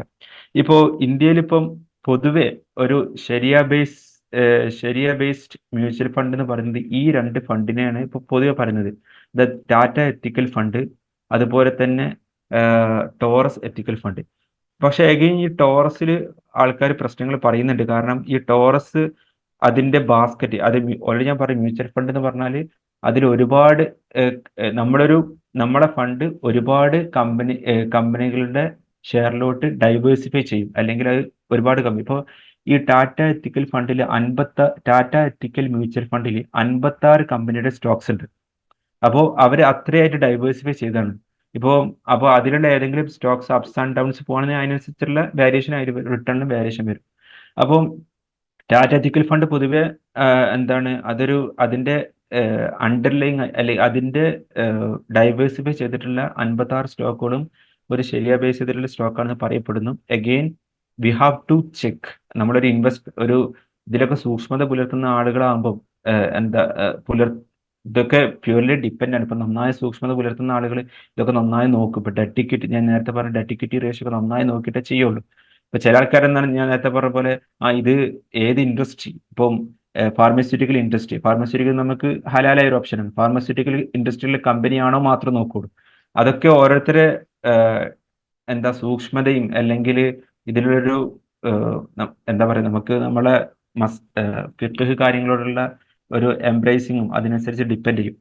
ഇപ്പോൾ എന്താ പറയാ, ഇതും ടോറസും പൊതുവെ from my side I won't recommend due to some reasons. But ഈ ടാറ്റ എത്തിക്കൽ ഫണ്ട് പൊതുവെ എല്ലാവരും അത് കംപ്ലീറ്റ് ഒരു ശരിയാ കംപ്ലൈന്റ് ആയിട്ടുള്ള ഒരു മ്യൂച്വൽ ഫണ്ടാണ് പറയപ്പെടുന്നു. ഞാൻ എന്തുകൊണ്ട് ഇപ്പൊ നമ്മൾ എവിടെയെങ്കിലൊക്കെ കൊണ്ട് ഇൻവെസ്റ്റ് ചെയ്യുന്നതിന് പകരം നമുക്ക് ഈ മ്യൂച്വൽ ഫണ്ടൊക്കെ വളരെ വളരെ ബെസ്റ്റ് ഓപ്ഷൻ ഞാൻ എന്തുകൊണ്ടാണ് ഞാൻ പറഞ്ഞുതരാം. അതുപോലെ തന്നെ ETF ഫണ്ട് നമുക്ക് എക്സ്പ്ലോർ ചെയ്യാൻ പറ്റുന്നുണ്ട്. ETF-ലും നമ്മൾ ശ്രദ്ധിക്കേണ്ടത് ശരിയാ ബേസ്. ഇപ്പൊ നിപ്പോൺ ഇന്ത്യ ETF എന്ന് പറഞ്ഞിട്ടൊരു ശരിയാ ഫണ്ട് ഉണ്ട്, നമുക്ക് ചെയ്യാൻ പറ്റുന്ന ഒന്നാണ്. അതുപോലെ തന്നെ ഇൻഡെക്സ് ഫണ്ട്, ഇതൊരു എന്താ പറയുക പോർട്ട്ഫോളിയോ ടൈപ്പ്. അപ്പോൾ ഈ മുസ്ലിം കമ്മ്യൂണിറ്റിയെ ടാർഗറ്റ് ചെയ്തുകൊണ്ട് തന്നെ, അല്ലെങ്കിൽ ശരിയാ ഫോളോ ചെയ്യുന്ന ആളെ ടാർഗറ്റ് ചെയ്തുകൊണ്ട് തന്നെ ഇപ്പോൾ ഈ NSE ആയാലും BSE ആയാലും അവർ ശരിയാ ബേസ് ചെയ്തിട്ടുള്ള ഇൻഡെക്സുകൾ ലിസ്റ്റ് ചെയ്തിട്ടുണ്ട്. ഇപ്പോൾ S&P CNX 500 ശരിയാ, ഇതൊക്കെ നമുക്ക് ഒരു പെർമിസിബിൾ ആയിട്ടുള്ള അല്ലെങ്കിൽ എക്സ്പ്ലോർ ചെയ്യാൻ പറ്റുന്ന ഇൻവെസ്റ്റ്മെന്റ് ഓപ്ഷൻസ് ആണ്. ഇപ്പൊ ഞാൻ ഈ ടാറ്റ എത്തിക്കൽ ഒരു മിനിറ്റ്, നിങ്ങളെ സ്ലൈഡ് ടെക്നിക്കൽ അനാലിസിസ് തന്നെ ഉണ്ട്, നിങ്ങളിപ്പോ പറയുന്ന 1 സെക്കൻഡ്.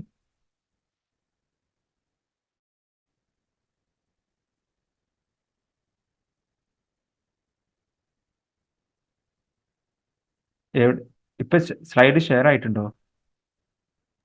സ്ലൈഡ് ഷെയറിംഗ് ഉണ്ട്, പക്ഷെ അത് നേരത്തെ ഉള്ള ആ ടെക്നിക്കൽ അനാലിസിസിൽ അവിടെ തന്നെ ഉണ്ട്. ഇപ്പയോ? നിങ്ങൾ ഇപ്പോഴും എനിക്ക് അങ്ങനെ തന്നെ കാണുന്നത്, ബാക്കിയുള്ള ആളുകളൊന്നും പ്രതികരിച്ചല്ലേ. ടെക്നിക്കൽ അനാലിസിസ് തന്നെയാണ് കാണുന്നത് കുറെ നേരമായിട്ട്. ഓ സോറി, ഞാൻ അതിന്റെ കുറെ ഇപ്പുറത്തേക്ക് പോകുന്നു. സ്ലൈഡ് ഇല്ലാതെ നിങ്ങൾ ഉഷാറായി പറഞ്ഞുകൊണ്ട് ഞങ്ങൾക്ക് സ്ലൈഡ് ഇല്ലാതെ മനസ്സിലായി. 1 സെക്കൻഡ്, അതെന്താ ഇങ്ങനെ ആയിപ്പോയെ? സർഫീസ് എനിക്ക് തോന്നുന്നു നിങ്ങൾ കണ്ടിന്യൂ ചെയ്തോളി, പക്ഷെ ആ സ്ലൈഡ് നമുക്ക് വാട്സപ്പിൽ അവിടെ നിന്ന് ഷെയർ ചെയ്താൽ നമുക്കത് ഒന്നുകൂടി വൃത്തിയായിട്ട് കാണാം. നിങ്ങളത് കണ്ടിന്യൂ ചെയ്തോ. ആ ഒരു മിനിറ്റ്. ഇപ്പൊ റെഡിയായോ? Okay, Okay, good okay. Good. അതെ അതെ. ആ ഓക്കെ.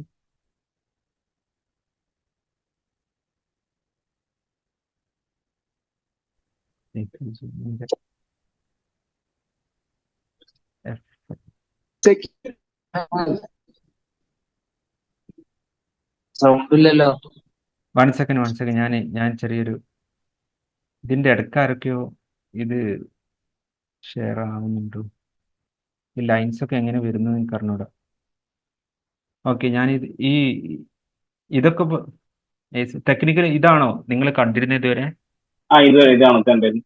ഓക്കെ, അല്ല ടെക്നിക്കൽ അനാലിസിസ് ഞാൻ പറഞ്ഞത് ട്രെൻഡ് അനലൈസ് ചെയ്യാൻ വേണ്ടിയിട്ടാണ്. നമ്മൾ എന്തുകൊണ്ട് ടെക്നിക്കൽ അനാലിസിസ് നമ്മൾ ഏത് സ്റ്റോക്ക് വാങ്ങണം എന്നുള്ളതിന് എന്ന് ഏത് സ്റ്റോക്കാണ് വാങ്ങേണ്ടത് എന്ന് ഐഡന്റിഫൈ ചെയ്യാൻ വേണ്ടിയിട്ട് നമ്മൾ ഫണ്ടമെന്റൽ അനാലിസിസ് ഉപയോഗിക്കുന്നത്.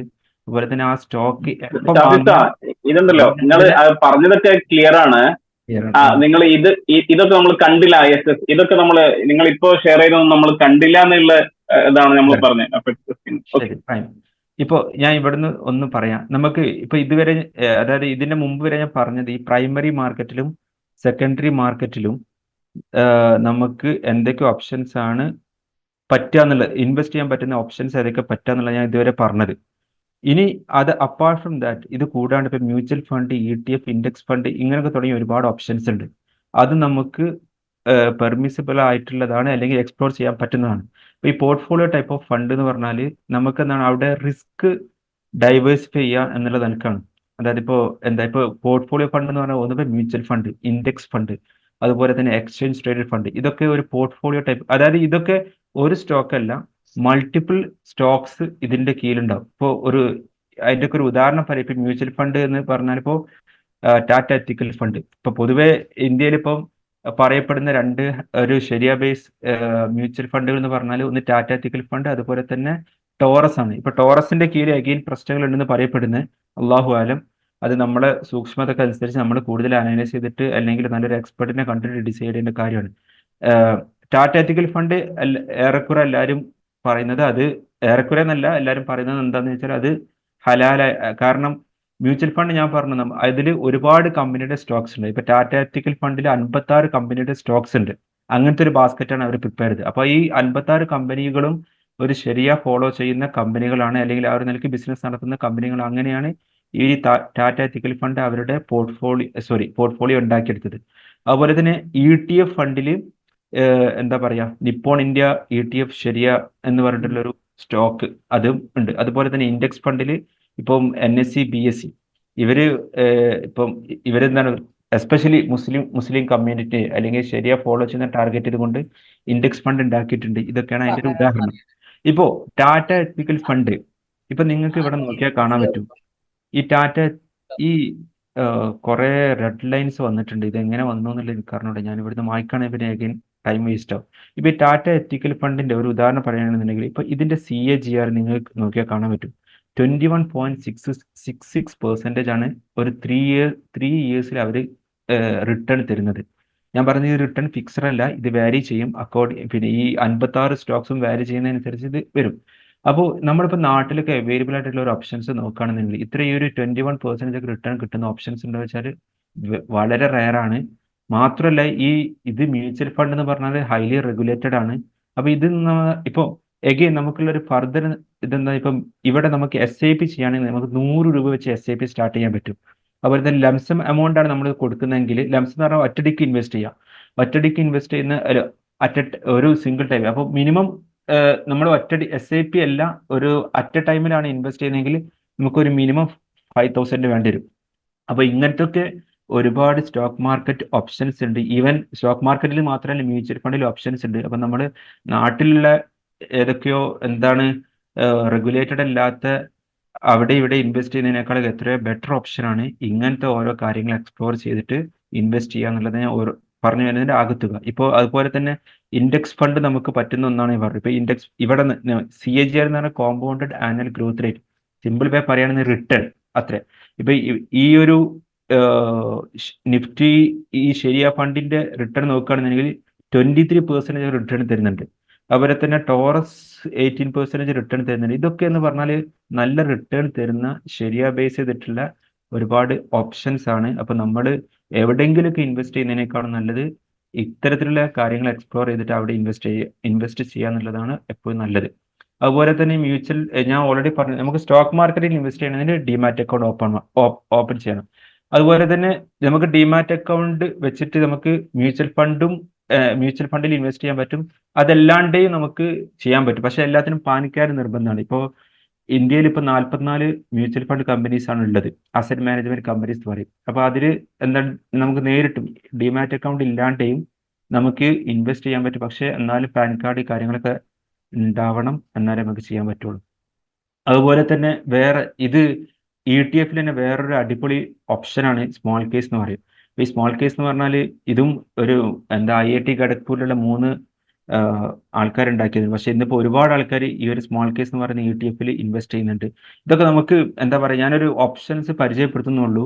കാരണം ഇതും നമ്മളിപ്പോൾ ഏതെങ്കിലും ഒരു സ്റ്റോക്ക് ബ്രോക്കിംഗ് ഇൻസ്റ്റിറ്റ്യൂഷന്റെ കീഴിൽ ഇതൊക്കെ ഡിമാറ്റ് അക്കൗണ്ട് കണക്റ്റഡ് ആയിട്ടുള്ള ഓപ്ഷൻസ് ആണ്. ഈ സ്മോൾ കേസ് ആണെന്നുണ്ടെങ്കിലും ഇപ്പോൾ സ്മോൾ കേസിൽ നമുക്ക് ഇൻവെസ്റ്റ് ചെയ്തിട്ട് അതിൽ ചില ഓപ്ഷൻസ് എന്നൊക്കെ പറഞ്ഞാൽ നല്ലത്, ഇപ്പോൾ ഗോൾഡ് ഒക്കെ ഉണ്ടല്ലോ, അപ്പോൾ അതൊക്കെ നമുക്ക് പറ്റുന്ന ഓപ്ഷൻസ് ആണ്. അതുപോലെ ഇതിപ്പം ഓൾ ടൈം വെതർ ഇൻവെസ്റ്റ്മെന്റ്, ഇതൊരു തീമാറ്റിക് ഇൻവെസ്റ്റ്മെന്റ് ഓപ്ഷൻസ് ആണ് സ്മോൾ കേസിലുള്ളത്. ഇപ്പോൾ ഇവരൊക്കെ കൊടുക്കുന്ന റിട്ടേൺ എന്ന് പറഞ്ഞാൽ നല്ല റിട്ടേൺ ആണ്. Okay, fine. ഇപ്പോൾ സ്റ്റോക്ക് മാർക്കറ്റ് അതുപോലെ തന്നെ മ്യൂച്വൽ ഫണ്ട്, ഇത് നമുക്ക് പറ്റുന്ന ഓപ്ഷൻസ് പറഞ്ഞു. അതുപോലെ തന്നെ നമുക്ക് എക്സ്പ്ലോർ ചെയ്യാൻ പറ്റുന്ന ഒരു മൂന്നാമത്തെ ഓപ്ഷനാണ് ഗോൾഡ്. ഇപ്പൊ ഗോൾഡ് നമ്മളെല്ലാവരും, അത് നമ്മുടെ നാട്ടിൽ സർവ്വസാധാരണ കാര്യമാണ് ഗോൾഡ് എന്നുള്ളത്.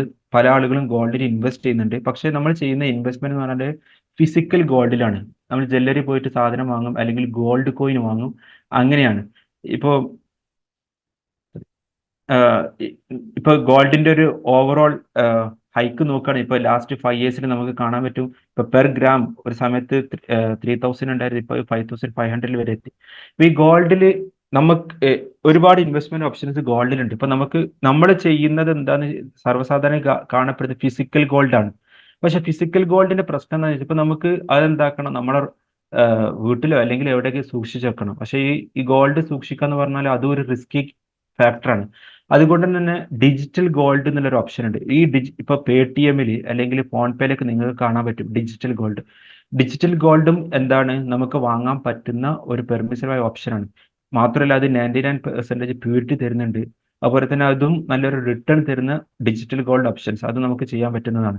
മാത്രമല്ല നമുക്ക് ഡിജിറ്റൽ ഗോൾഡ് എപ്പോഴാണോ നമ്മുടെ ഗോൾഡ് ഇൻവെസ്റ്റ്മെന്റ് പിൻവലിക്കുന്നത്, ആ സമയത്ത് നമുക്ക് ഫിസിക്കലായിട്ട് അവർ നമുക്ക് ഗോൾഡ് തരും. അത് ആ ഗോൾഡ് എന്ന് പറഞ്ഞാൽ 99% പ്യൂരിറ്റി ഉള്ള ഗോൾഡും ആയിരിക്കും. അപ്പം ഡിജിറ്റൽ ഗോൾഡ് നമുക്ക് എക്സ്പ്ലോർ ചെയ്യാൻ പറ്റുന്ന ഒന്നാണ്. അതുപോലെ gold ETF, gold mutual fund. പക്ഷെ ഇതിൽ 5th ഓപ്ഷൻ ഉണ്ട്. ഇതാണ് ഏറ്റവും best option, but it is not permissible according to ശരിയാലോ. കാരണം എന്താണെന്ന് വെച്ചാൽ ഈ സോവറിൻ ഗോൾഡ് ബോണ്ടിന് ഫിക്സഡ് റേറ്റ് ആയിട്ട് ഒരു റിട്ടേൺ തരുന്നുണ്ട്. അപ്പോൾ ഒന്ന് ഗോൾഡ് പ്രൈസ് മുകളിലോട്ട് പോകുന്നതിനനുസരിച്ച് ഈ ഗോൾഡ് പ്രൈസ് മുകളിലോട്ട് പോകുന്നതിനനുസരിച്ച് ഇതിന്റെ ഒക്കെ പ്രൈസ് മുകളിലോട്ട് പോകും. ഈ സോവറിൻ ഗോൾഡിന്റെ പ്രൈസ് മുകളിലോട്ട് പോകും. പക്ഷെ സോവറിൻ ഗോൾഡ് ബോണ്ടിൽ ഈ പ്രൈസ് ക്യാപിറ്റൽ അപ്രീസിയേഷൻ അല്ലെങ്കിൽ നമ്മൾ ഇൻവെസ്റ്റ് ചെയ്തത് അതിന്റെ ഒക്കെ അപ്പുറത്തേക്ക് ഇവർ ഫിക്സഡ് ഒരു 2.5% റിട്ടേൺ തരുന്നത്. ഇത് RBIന്റെ ഇതാണ്. അതുകൊണ്ട് തന്നെ നമുക്ക് ഹലാലാവാത്തൊരു ഓപ്ഷനാണ്. പക്ഷെ ബാക്കിയെല്ലാം നമുക്ക് എക്സ്പ്ലോർ ചെയ്യാൻ പറ്റുന്ന ഓപ്ഷൻസ് ആണ്. അതുപോലെ തന്നെ നാലാമത്തെ ഇൻവെസ്റ്റ്മെന്റ് ഓപ്ഷൻ എന്ന് പറയുന്നത് റീറ്റ്സ്. ഇതും എന്താണ് ഇന്ത്യയിൽ സെബി റെഗുലേറ്റഡ് ആയിട്ട് കാര്യം. നമ്മൾ ഈ റിയൽ എസ്റ്റേറ്റ് എന്താ പറയാ, അവിടെയും ഇവിടെ ഇൻവെസ്റ്റ് ചെയ്യുന്നതിനേക്കാളും നല്ലത് ഇപ്പോൾ ഇന്ത്യയിൽ ഒരു 3 മേജർ ആയിട്ടുള്ള കമ്പനികളുണ്ട്. മൈൻഡ് സ്പേസ്, അതുപോലെ ബ്രൂക്ക്ഫീൽഡ്, എംബസി റീറ്റ്സ്. ഇതൊക്കെ നിങ്ങൾക്ക് ഇപ്പൊ ഞാൻ ഇതിൽ ഇൻവെസ്റ്റ് ചെയ്തിട്ടില്ല, പക്ഷേ ഇതിന്റെ പ്രാക്ടിക്കൽ ആയിട്ട് എങ്ങനെ നിങ്ങൾക്ക് അറിഞ്ഞൂടാ. എഗെയിൻ നിങ്ങൾക്ക് വിട്ടു തരുന്നു. പക്ഷേ റീറ്റ്സ് എന്ന് പറയുന്നത് ഇപ്പം നന്നായി ഒരുപാട് ആൾക്കാർ എക്സ്പ്ലോർ ചെയ്യുന്ന ഒരു കാര്യമാണ്. 20% റിട്ടേൺ ഇത് നമുക്ക് തരുന്നുണ്ട്. കാരണം റിയൽ എസ്റ്റേറ്റിലാണ് അവർ കംപ്ലീറ്റ് പോകുന്നത്. അതുപോലെ തന്നെ പ്രൈവറ്റ് പ്ലേസ്മെന്റ് സെക്യൂരിറ്റീസ്, ഇതും എന്താ പറയാ ഒരു ഇൻവെസ്റ്റ്മെന്റ് ഓപ്ഷൻസ് ആണ്. അതായത് ഇപ്പോൾ നമ്മുടെ സ്റ്റോക്ക് മാർക്കറ്റിൽ ലിസ്റ്റ് ചെയ്യാത്ത കമ്പനികൾ ഉണ്ടാവും. അപ്പോൾ അവർക്ക് ക്യാപിറ്റൽ റൈസ് ചെയ്യണമെന്നുണ്ടെങ്കിൽ അവരെന്താണ് ചില ഫ്രണ്ട്സുകളെടുത്തു നിന്ന് മറ്റുള്ളവരുടെ നിന്നൊക്കെ ക്യാപിറ്റൽ എന്താക്കും, റൈസ് ചെയ്യും. അപ്പൊ ഇങ്ങനെ ക്യാപിറ്റൽ റൈസ് ചെയ്യുന്ന കമ്പനികൾ അത് കണ്ടെത്തിയിട്ട് നമ്മൾ ഇൻവെസ്റ്റ് ചെയ്യുക. ഇതിനൊരു ഇപ്പോൾ അത് കണ്ടെത്താൻ നമുക്കൊരു ഒരു വെബ്സൈറ്റ് ഉണ്ട്. അത് എന്താ, പ്രിസൈസ് എന്ന് പറയും. ഞാൻ ഈ ലിങ്ക് വേണമെങ്കിൽ പിന്നെ എവിടെയെങ്കിലും ഷെയർ ചെയ്യുക. അതായത് ഈ പ്രിസൈസ് എന്നുള്ള അതിൽ പോയി അതിൽ അക്കൗണ്ട് ഓപ്പൺ ചെയ്താൽ അവർ എല്ലാവർക്കും കൊടുക്കുന്നില്ല. ഇപ്പോൾ ഫോർ എക്സാമ്പിൾ ഇപ്പോൾ നമ്മൾ ചെന്നൈ സൂപ്പർ കിങ്സിന്റെ ഒക്കെ ഷെയർ ഒക്കെ നമുക്ക് വാങ്ങാൻ പറ്റും. അതൊക്കെ പ്രൈവറ്റ് പ്ലേസ്മെന്റ്. അതൊന്നും NSE-യിലോ BSE-യിലോ ലിസ്റ്റഡ് ആയിട്ടുള്ള സ്റ്റോക്ക് അല്ല, പക്ഷെ അത് പ്രൈവറ്റ് പ്ലേസ്മെന്റ് എന്ന നിലക്ക് നമുക്ക് വാങ്ങാൻ പറ്റുന്നതാണ്. Okay, again last and final startup. ഇത് എന്താണ്, ഒരു സ്റ്റാൻഡർഡൈസ്ഡ് അല്ല. പക്ഷെ ഇത് ഞാൻ പറയുന്നത് എന്താന്ന് വെച്ചാൽ, ഇത് ഒരാള് നല്ല റിസ്ക് എടുക്കാൻ തയ്യാറാണെന്നുണ്ടെങ്കിൽ അവർക്ക് എക്സ്പ്ലോർ ചെയ്യാൻ പറ്റുന്ന നല്ല ഓപ്ഷനാണ് സ്റ്റാർട്ടപ്പ് എന്നുള്ളത്. അതായത് ഒരു വെഞ്ചർ ക്യാപിറ്റൽ, നല്ല ഹൈ റിസ്ക് ഉണ്ട്, പക്ഷെ അറ്റ് ദി സെയിം ടൈം നമ്മൾ അത്രയും റിസ്ക് എടുക്കുന്നതിന് കൂടെ തന്നെ നമുക്ക് നല്ല റിട്ടേൺ എക്സ്പെക്ട് ചെയ്യാൻ പറ്റും. കാരണം നമ്മൾ ഈ സ്റ്റാർട്ടപ്പ് ഏത് നിലയ്ക്കുള്ള സ്റ്റാർട്ടപ്പിൽ ഇൻവെസ്റ്റ് ചെയ്യണമെന്ന് ചോദിച്ചാൽ അത് പ്രൊഫഷണലി മാനേജർ ആയിട്ടുള്ള എന്റർപ്രൈസ്. നമ്മൾ ഏതെങ്കിലും സ്റ്റാർട്ടപ്പിൽ പോയി ഇൻവെസ്റ്റ് ചെയ്യരുത്. അത് നല്ല അതിന്റെ ഒരു മാനേജ്മെന്റ് ടീമിനെ നന്നായിട്ട് നമ്മൾ നോക്കണം, പ്രൊഫഷണലി മാനേജ്ഡ് ആണോ, അതുപോലെ തന്നെ അതിന്റെ പൊട്ടൻഷ്യാലിറ്റി ഓഫ് ഗ്രോത്ത് അത് നമ്മൾ നന്നായിട്ട് ഫ്യൂച്ചറിസ്റ്റിക് ആണ്. ഇപ്പോൾ ഞാനൊരു 2 കേസ് ഞാൻ അവിടെ ഇൻക്ലൂഡ് ചെയ്തിട്ടുണ്ട്. ഇപ്പൊ ഫ്ലിപ്കാർട്ട് 2007-18 ഫൈനാൻഷ്യൽ സ്റ്റാർട്ട് ചെയ്തു. അപ്പൊ അന്ന് 2009 ആശിഷ് ഗുപ്ത എന്ന് പറഞ്ഞ ഒരാള്, അതായത് 10 lakh എന്താണ് ഇൻവെസ്റ്റ് ചെയ്തു. ഇപ്പം ആ 10 lakh അപ്പോൾ 2018 Flipkart was acquired by Walmart. അത് വാൾമാർട്ടാണ് ഇപ്പം അതിന്റെ ഓണർ. അപ്പൊ ആ സമയത്ത് വാല്യുവേഷൻ നടന്നപ്പം അയാളുടെ ഈ 10 lakh എമൗണ്ട് 120 crore മാറ്റുണ്ട്. ഇപ്പൊ നിങ്ങൾക്കൊരു വിത്തിൻ 10 years അല്ലെങ്കിൽ വിത്തിൻ 9 years ഈ ഒരു 10 lakh എമൗണ്ട് 120 crore മാറി എന്ന് പറഞ്ഞാൽ അയാള് എന്താണ്, ഈ ഫ്ലിപ്കാർട്ടിന്റെ ഒരു ഓപ്പർച്യൂണിറ്റി തുടക്കത്തിലെ എന്താണ് ഐഡന്റിഫൈ ചെയ്തു, അതിന്റെ ഒരു പൊട്ടൻഷ്യാലിറ്റി നേരത്തെ ഐഡന്റിഫൈ ചെയ്തു. അപ്പൊ അങ്ങനത്തെ സ്റ്റാർട്ടപ്പുകളൊക്കെ നമുക്ക് എന്താണ് എക്സ്പ്ലോർ ചെയ്തിട്ട് ഇൻവെസ്റ്റ് ചെയ്യാൻ പറ്റും. അതുപോലെ തന്നെ വേറൊരു കേസ് എന്ന് വെച്ചാൽ ഒല. ഇപ്പൊ ഒല നമുക്ക് എല്ലാം അറിയാം. അതുപോലെ ഇപ്പം അനുപം മിറ്റൽ എന്ന് പറഞ്ഞിട്ടുള്ള ഒരാൾ 2011 ഇൻവെസ്റ്റ് ചെയ്ത എമൗണ്ട് 60 crore. അത് 2022 ആയപ്പോത്തിന് അതിന്റെ ക്യാപിറ്റൽ അപ്രീസിയേഷൻ എന്ന് പറഞ്ഞാൽ എന്താ 1100 crore ആണ്. അപ്പൊ ഇങ്ങനത്തെ സ്റ്റാർട്ടപ്പുകളും ഐഡന്റിഫൈ ചെയ്ത് നമുക്ക് ഇൻവെസ്റ്റ് ചെയ്യാൻ പറ്റുന്നതാണ്. പക്ഷെ ഇത് ഹൈലി റിസ്കി ആണ്. പക്ഷേ നമ്മൾ തീരെ റിസ്ക് എടുക്കുന്നില്ല എന്ന് പറയുന്ന ഏറ്റവും വലിയ risk. Biggest risk is not taking any risk. അപ്പൊ നമ്മൾ ജീവിതത്തിൽ അല്ലെങ്കിൽ കുറച്ചൊക്കെ റിസ്ക് എടുക്കുമ്പോൾ നമുക്ക് കുറച്ചൊക്കെ എന്തെങ്കിലുമൊക്കെ, അത് ഈ ഒരു ഇൻവെസ്റ്റ്മെന്റ് ഏരിയയിൽ മാത്രമല്ല എല്ലാ ഏരിയയിലും കുറച്ചൊക്കെ റിസ്ക് എടുക്കുമ്പോൾ നമുക്ക് എന്തെങ്കിലുമൊക്കെ ഒരു നേട്ടോ അല്ലെങ്കിൽ എന്തെങ്കിലുമൊക്കെ ബെനിഫിറ്റ് ഉണ്ടാക്കാൻ പറ്റുള്ളൂ. ഓക്കെ, നൗ ഓൾറെഡി ഇപ്പം തന്നെ 1 മണിക്കൂറിന് മുകളിൽ, ഞാൻ 1 മണിക്കൂറിന് ഉദ്ദേശിച്ചത് ഇപ്പൊ personal financial management for financial freedom. ഇതിന്റെ ടോക്കിന്റെ ഒരു അവസാന ഉദ്ദേശം നമുക്ക് ഫൈനാൻഷ്യൽ ഫ്രീഡം അല്ലെങ്കിൽ ഫൈനാൻഷ്യലി ഇൻഡിപെൻഡന്റ് ആയി നിൽക്കുക എന്നുള്ളത് നമുക്ക് എല്ലാവർക്കും വേണ്ട ഒരു കാര്യമാണ്. ഇതിനെന്താ ചെയ്യേണ്ടത്, നമ്മളൊരു നല്ലൊരു പേഴ്സണൽ ഫൈനാൻഷ്യൽ മാനേജ്മെന്റ് ഉണ്ടാക്കിയെടുക്കുക എന്നുള്ളതാണ്. ഇപ്പൊ ശരിക്കും നമുക്ക് ഒരു ഫൈനാൻഷ്യൽ വിസ്ഡം അല്ലെങ്കിൽ നമുക്ക് നമ്മൾ ഫൈനാൻഷ്യലി കുറച്ചൊക്കെ ഒരു ബെറ്റർ ആണ് നമുക്ക് പറയാൻ പറ്റുന്നത് എപ്പോഴാണെന്ന് ചോദിച്ചാൽ, അല്ലെങ്കിൽ നമുക്ക് ഫൈനാൻഷ്യലി കുറച്ചൊക്കെ എന്താ ഒരു അഫ്ലുവൻസ് ഉണ്ടെന്ന് പറയാൻ പറ്റുന്നത്, you don't work for money will work for you. അതായത് നമ്മൾ പൈസക്ക് വേണ്ടി വർക്ക് ചെയ്യരുത്, നമ്മൾ ഓൾറെഡി ഉണ്ടാക്കിയിട്ട പൈസ നമുക്ക് വേണ്ടി വർക്ക് ചെയ്യണം. അങ്ങനത്തെ ഒരു സ്റ്റേജിലെത്തിയാൽ നമുക്ക് പറയാൻ പറ്റും നമുക്കൊരു ഫൈനാൻഷ്യൽ വിസ്റ്റം അല്ലെങ്കിൽ ഒരു പ്രോപ്പർ ഫൈനാൻഷ്യൽ ഫ്രീഡം ഉണ്ട്. അതായത് ചുരുക്കി പറഞ്ഞാൽ ഇത്രയേ ഉള്ളൂ, നമ്മൾ ഏൺ ചെയ്യുന്നത് അത് ഇൻവെസ്റ്റ്മെന്റ് ആയിട്ട് കൺവേർട്ട് ചെയ്യാൻ നോക്കുക. ആ ഇൻവെസ്റ്റ്മെന്റ് എന്താണ്, ഫ്യൂച്ചറിൽ നമുക്ക് നല്ല റിട്ടേൺ തരുന്ന ഒരു ഓപ്ഷനായിട്ട് മാറണം. ഇപ്പൊ ഫൈനാൻഷ്യൽ പ്ലാനിങ്ങിന് ഒരുപാട് പ്രോസസ്സ് പറയുന്നുണ്ട്, ബട്ട് ഓൾറെഡി ഇപ്പം മോർ ദാൻ 1 hour ആയി. നമുക്ക് ഒരു പക്ഷെ വേണമെന്നുണ്ടെങ്കിൽ പേഴ്സണൽ ഫൈനാൻസ് എന്നുള്ള ഒരു ഏരിയ ലേറ്റർ ഓൺ ഒരു ടോക്കായിട്ട് പിന്നെ വെക്കാവുന്നതാണ്. ജസ്റ്റ് ഞാൻ ഓടിച്ചു പോവാം. പിന്നെ നമ്മുടെ നാട്ടിലൊക്കെ പൊതുവെ കാണപ്പെടുന്ന ഒരു നമ്മളെ ഇടയിലുള്ള ഹാബിറ്റ് എന്താണെന്ന് ചോദിച്ചാൽ, നമ്മൾ പലപ്പോഴും എന്താ പറയാ, സേവ് ചെയ്യുന്നത് എപ്പോഴാ ചോദിച്ചാൽ എല്ലാം സ്പെൻഡ് ചെയ്ത് കഴിഞ്ഞിട്ടാണ്. ആ ഒരു നിലയ്ക്ക് നമുക്ക് ചെയ്യാൻ കഴിയില്ല. ഇപ്പോൾ എന്താ, don't save what is left after spend what. ആദ്യം നമ്മൾ എന്താ ചെയ്യേണ്ടത്, സേവ് ചെയ്യുക, പിന്നെയാണ് സ്പെൻഡ് ചെയ്യുന്നത്. ആ ഒരു നിലയ്ക്ക് പറയും. എന്നാൽ മാത്രമേ നമുക്ക് എന്താ പറയാ, നല്ലൊരു ഫൈനാൻഷ്യൽ ഫ്രീഡം പെട്ടെന്ന് കൈവരാൻ പറ്റുള്ളൂ എന്ന് പറയും. ഇപ്പോൾ ഇതൊക്കെ കൂടുതൽ എക്സ്പ്ലെയിൻ ചെയ്യേണ്ട കാര്യം ഐ തിങ്ക് ഒരു പെട്ടെന്ന് പറഞ്ഞു പോയാൽ അത് ഞാൻ ഈ ഒരു എന്താ പറയുക, പേഴ്സണൽ ഫിനാൻസ് എന്നുള്ള ഈ ഒരു സബ്ജക്റ്റിനോട് ചെയ്യുന്ന ഇതായിരിക്കും. അതായത് നമുക്ക് എമർജൻസി ഫണ്ട് എന്നുള്ള നിലക്ക് കുറച്ച് ഫണ്ട് വേണം. അതുപോലെ തന്നെ ഫാമിലി ഫിനാൻസ് എന്ന് പറയുന്നിട്ടുള്ള ഒരു കാര്യമുണ്ട്. അതുപോലെ ഇൻവെസ്റ്റ് ചെയ്യുമ്പോൾ SIP ആണോ ലംസം ആണോ അല്ലെങ്കിൽ ഏത് റിസ്ക് ആണോ, ഇങ്ങനെയൊക്കെ. ഇപ്പൊ റിട്ടയർമെന്റ് എന്ന് പറഞ്ഞാൽ നമുക്ക് കുറച്ച് കഴിഞ്ഞാൽ ഒരു 60 അല്ലെങ്കിൽ 70 വയസ്സ് കഴിഞ്ഞാൽ നമ്മളൊരു റിട്ടയർമെന്റ് സമയമായി. ആ സമയത്തേക്ക് എങ്ങനെ ഇൻവെസ്റ്റ് ചെയ്യണം, ഇപ്പോൾ ഇങ്ങനെയൊക്കെ തുടങ്ങിയ ഒരുപാട് കാര്യങ്ങളുണ്ട്. അപ്പം personal finance, I am sorry, നമുക്ക് കുറച്ച് ഇൻ ഡീറ്റെയിൽ പിന്നെ ഒരിക്കൽ ഡിസ്കസ് ചെയ്യാം. ഫൈനലി എനിക്ക് പറയാം, വാരൻ ബഫറ്റ് എല്ലാവരും കേട്ട ഒരാളായിരിക്കും. ഇപ്പൊ സ്റ്റോക്ക് മാർക്കറ്റ്, ഇപ്പൊ ഇവരൊക്കെ പറയുന്നത് നമ്മളൊരു വാല്യൂ ഇൻവെസ്റ്റർ ആവണം, പെട്ടെന്ന് പോയാണ്ട് പെട്ടെന്ന് പൈസ ഉണ്ടാക്കുന്ന ഒരു ടെക്നിക്ക് ആരും ചെയ്യരുത്. അങ്ങനെ ഇപ്പം if you don't way to make money while you sleep, അതായത് നമ്മളൊരു പാസീവ് ഇൻകം എന്താ പറയാ, ഉണ്ടാക്കാനുള്ള ഒരു വേ നമ്മൾ കണ്ടെത്തിയിട്ടില്ല എന്നുണ്ടെങ്കിൽ then you will work അൻറ്റിൽ U dye. മരിക്കുന്നത് നമുക്ക് വർക്ക് ചെയ്യേണ്ടി വരും. ഇപ്പൊ ഞാൻ സ്ട്രോങ്ലി ഇവിടെയുള്ള എൻ്റെ ഈ ഓഡിയൻസ് ആരൊക്കെ എത്ര പേരുണ്ടെന്നാണ് ഇവിടെ, അവരോടൊക്കെ സ്ട്രോങ്ലി റെക്കമെൻഡ് ചെയ്തൊരു ബുക്ക് ആണ് റിച്ച് ഡാഡ് പുവർ ഡാഡ്. ഇത് വായിച്ചാൽ തന്നെ നമുക്ക് പേഴ്സണൽ ഫിനാൻസിനെ കുറിച്ചുള്ള നല്ലൊരു അവയർനെസ് കിട്ടും. ഓക്കെ, ഞാൻ ഈ ടോക്ക് ഇവിടെ കൺക്ലൂഡ് ചെയ്യാണ്.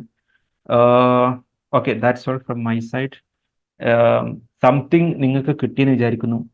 സ്റ്റോക്ക് മാർക്കറ്റ്, അതുപോലെ തന്നെ മ്യൂച്വൽ ഫണ്ട്, അതുപോലെ തന്നെ വേറെ ഇൻവെസ്റ്റ്മെന്റ് ഓപ്ഷൻസ്, ഇതൊക്കെ എങ്ങനെ എന്താ പറയാ എക്സ്പ്ലോർ ചെയ്യാം എന്നുള്ളതിനെ കുറിച്ചാണ് ഞാൻ കൂടുതലായിട്ടും ഡിസ്കസ് ചെയ്തത്. പേഴ്സണൽ ഫിനാൻസ് എന്നുള്ളത് നമുക്ക് പിന്നീട് ഇൻ ഡീറ്റെയിൽ ഡിസ്കസ് ചെയ്യേണ്ട ഒരു കാര്യമാണ്. അൺഫോർച്ചുനേറ്റ്ലി ഒരുപാട് ടൈം ഇപ്പം തന്നെ ആയി. ഓക്കെ, ഇഫ് എന്താണ്, താങ്ക് യു എനിവേ, ജസാക്കല്ല. എന്തെങ്കിലും ഡൗട്ട് ഉണ്ടെങ്കിൽ ചോദിക്കാം, അറിയാവുന്നതാണെങ്കിൽ I'm ready to answer.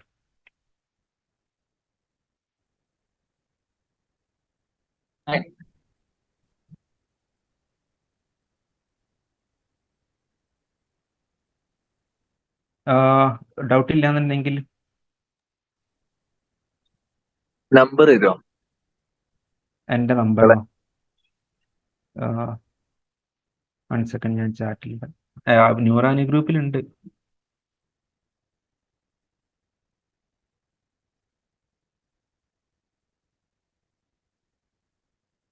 Person to person lending, ഈ ലെൻഡിങ് എന്നുള്ള word always is backed by interest. നിങ്ങൾ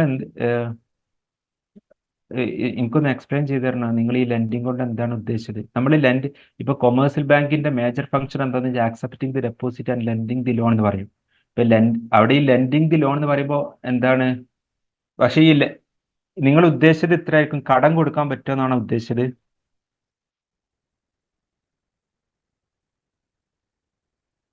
സോറി, നോ റെസ്പോൺസ്. കടം കൊടുക്കൽ നമ്മൾ അത് എന്താ, നമ്മളൊരു കൂലി കിട്ടുക എന്നുള്ള അജ്ർ പ്രതീക്ഷിച്ച് ചെയ്യുന്ന കാര്യമാണ്. അത് നമുക്ക് ചെയ്യണം.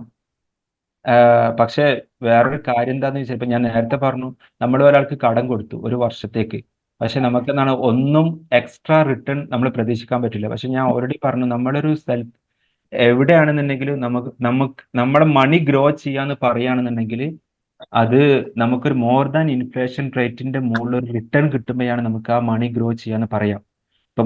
അപ്പോൾ ഇൻഫ്ലേഷൻ റേറ്റിന്റെ താഴെ നമുക്കൊരു റിട്ടേൺ കിട്ടുന്നില്ല എന്നുണ്ടെങ്കിൽ നമുക്ക്, പക്ഷെ ഇസ്ലാമിക് ഫിനാൻസ് അപ്ലൈ ചെയ്യുമ്പം നമ്മൾ എന്താ പറയുക, ഈ ടൈം വാല്യൂ ഓഫ് മണി എന്ന് പറയും ഫിനാൻസിൽ. ആ കാര്യം നമ്മൾ ശ്രദ്ധിക്കാൻ പാടില്ല. അതായത് നമ്മുടെ മണി ഗ്രോ ചെയ്യുന്നില്ലല്ലോ, അല്ലെങ്കിൽ ഇങ്ങനെ റിട്ടേൺ, അത് നമ്മൾ എന്താണ്, കൂലി, റിവാർഡ് ഫ്രം അള്ളാഹ് എന്നുള്ളത് മാത്രമേ പ്രതീക്ഷിക്കാൻ പാടുള്ളൂ. എനിക്ക് അറിഞ്ഞൂടെ ഈ ലെൻഡിങ് കൊണ്ട് എന്താണ് ഉദ്ദേശിച്ചത് എന്നുള്ളത്. അതുകൊണ്ടാണ് എനിക്ക് തോന്നുന്നത് വ്യക്തികൾ തമ്മിലുള്ള കടം കൊടുക്കലാണ് തോന്നുന്നു, പേഴ്സൺ ടു പേഴ്സൺ. അസ്സലാമലൈക്കും. ഒരു ചെറിയ ഡൗട്ട്. ഓക്കെ. ഞാൻ ചോദിക്കുന്നത്, ഞാനൊരു ഞാൻ അവിചാരിതമായിട്ട് ക്ലാസ് കണ്ട് അതിൻ്റെ അകത്ത് ജോയിൻ ചെയ്തതാ.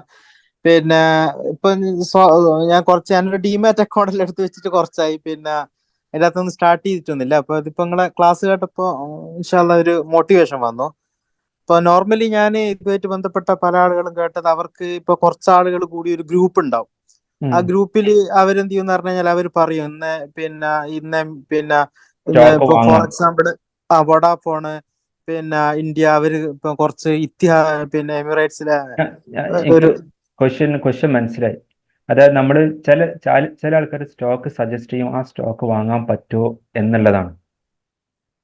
അതല്ല ഞാൻ ചോദിക്കുന്നത്. അങ്ങനെ ഇപ്പൊ നിങ്ങൾ ഈ പറഞ്ഞ സ്ഥിതിക്ക് ഇപ്പൊ ഇതുമായിട്ട് ഇപ്പൊ ഞാനിപ്പോ ഇൻഷാല്ലാ ഞാനിപ്പോ ഒരു ഈ ഇക്വിറ്റി ഇതിൽ ഇൻവെസ്റ്റ് ചെയ്ത് അങ്ങനെ ചെറിയ രീതിയിൽ മുന്നോട്ട് പോകണം എന്ന് ആഗ്രഹമുണ്ട്. അപ്പൊ നമുക്ക് നമ്മൾ ഈ ഫീൽഡിലല്ല, പക്ഷെ ആരെങ്കിലും ഇപ്പൊ നമ്മളൊരു സർക്കിളായിട്ട് ഇപ്പൊ ഇങ്ങനെയുള്ള കുറെ ആൾക്കാരുണ്ട് അങ്ങനെ സജസ്റ്റ് ചെയ്യുന്നത്. അതിന് പകരം ഇപ്പൊ ഇങ്ങനെ ചെയ്യാൻ താല്പര്യമുള്ള കുറച്ചാളുകൾ കൂടി നിങ്ങൾ അതിൻ്റെ അകത്ത് ഇങ്ങനെയുള്ള ഒരു സജഷൻ ചെയ്യുക. അതിന് നമ്മള് പിന്നെ ഒരു ചെറിയ പിന്നെ നമുക്ക് അറിയില്ല, നിങ്ങളെ ഒരു ചെറിയ ഫീസ്, അതിനൊരു ചാർജബിൾ ഫീസ് എല്ലാരും തരിക. എന്നിട്ട് അതിൻ്റെ അകത്ത് നിങ്ങൾ അങ്ങനെ ഒരു ഓപ്ഷന് നിങ്ങൾക്ക് ഒരു പോസിബിലിറ്റി കാണുന്നുണ്ടോ? നിങ്ങൾ അങ്ങനെ അത് ഇൻകോർഡിനേറ്റ് ചെയ്യാൻ അങ്ങനെ താല്പര്യമുണ്ടോ ഞാൻ എന്നറിയാൻ. പറഞ്ഞില്ല.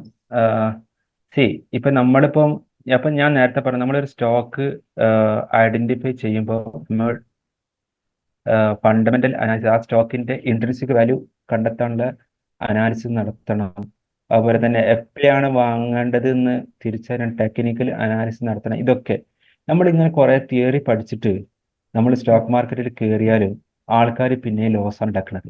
അതായത് നമ്മുടെ സ്റ്റോക്ക് മാർക്കറ്റ് നമ്മളെ കുറച്ച് കാര്യങ്ങൾ പഠിപ്പിക്കാനുണ്ട്. അത് നമുക്ക് സ്റ്റോക്ക് മാർക്കറ്റിൽ ഇറങ്ങിയാൽ മാത്രമേ കിട്ടുള്ളൂ. നമ്മൾ എത്രത്തോളം കാലം ഒരാളെങ്ങനെ ഡിപ്പെൻഡ് ചെയ്ത് നിൽക്കും? ഞാൻ ഇവിടെ പറഞ്ഞതിന്റെ ഒരു ടോക്കിന്റെ ഒരു ഫൈനാൻഷ്യൽ ഫ്രീഡം എന്ന് പറഞ്ഞല്ലോ, അത് നമ്മളൊക്കെ ഒരു ഇൻഡിപെൻഡന്റ് ആയി നിൽക്കണം എന്നുള്ള ആ ഒരു ഉദ്ദേശത്തിൽ നിൽക്കുകയാണ്. ഇപ്പൊ ഒരാൾ നമ്മൾക്ക് സ്റ്റോക്ക് സജസ്റ്റ് ചെയ്ത് തരണം എന്നുള്ള ആ ഒരു നില നമ്മൾ ഡിപ്പെൻഡ് ചെയ്ത് നിൽക്കുകയാണെന്നുണ്ടെങ്കിൽ അതങ്ങനെ ആ ഡിപ്പെൻഡബിലിറ്റി ഇങ്ങനെ കണ്ടിന്യൂ ചെയ്ത് നിൽക്കും. ഇപ്പൊ എനിക്ക് അതിനോട് ബുദ്ധിമുട്ടുണ്ടായിട്ടൊന്നുമല്ല.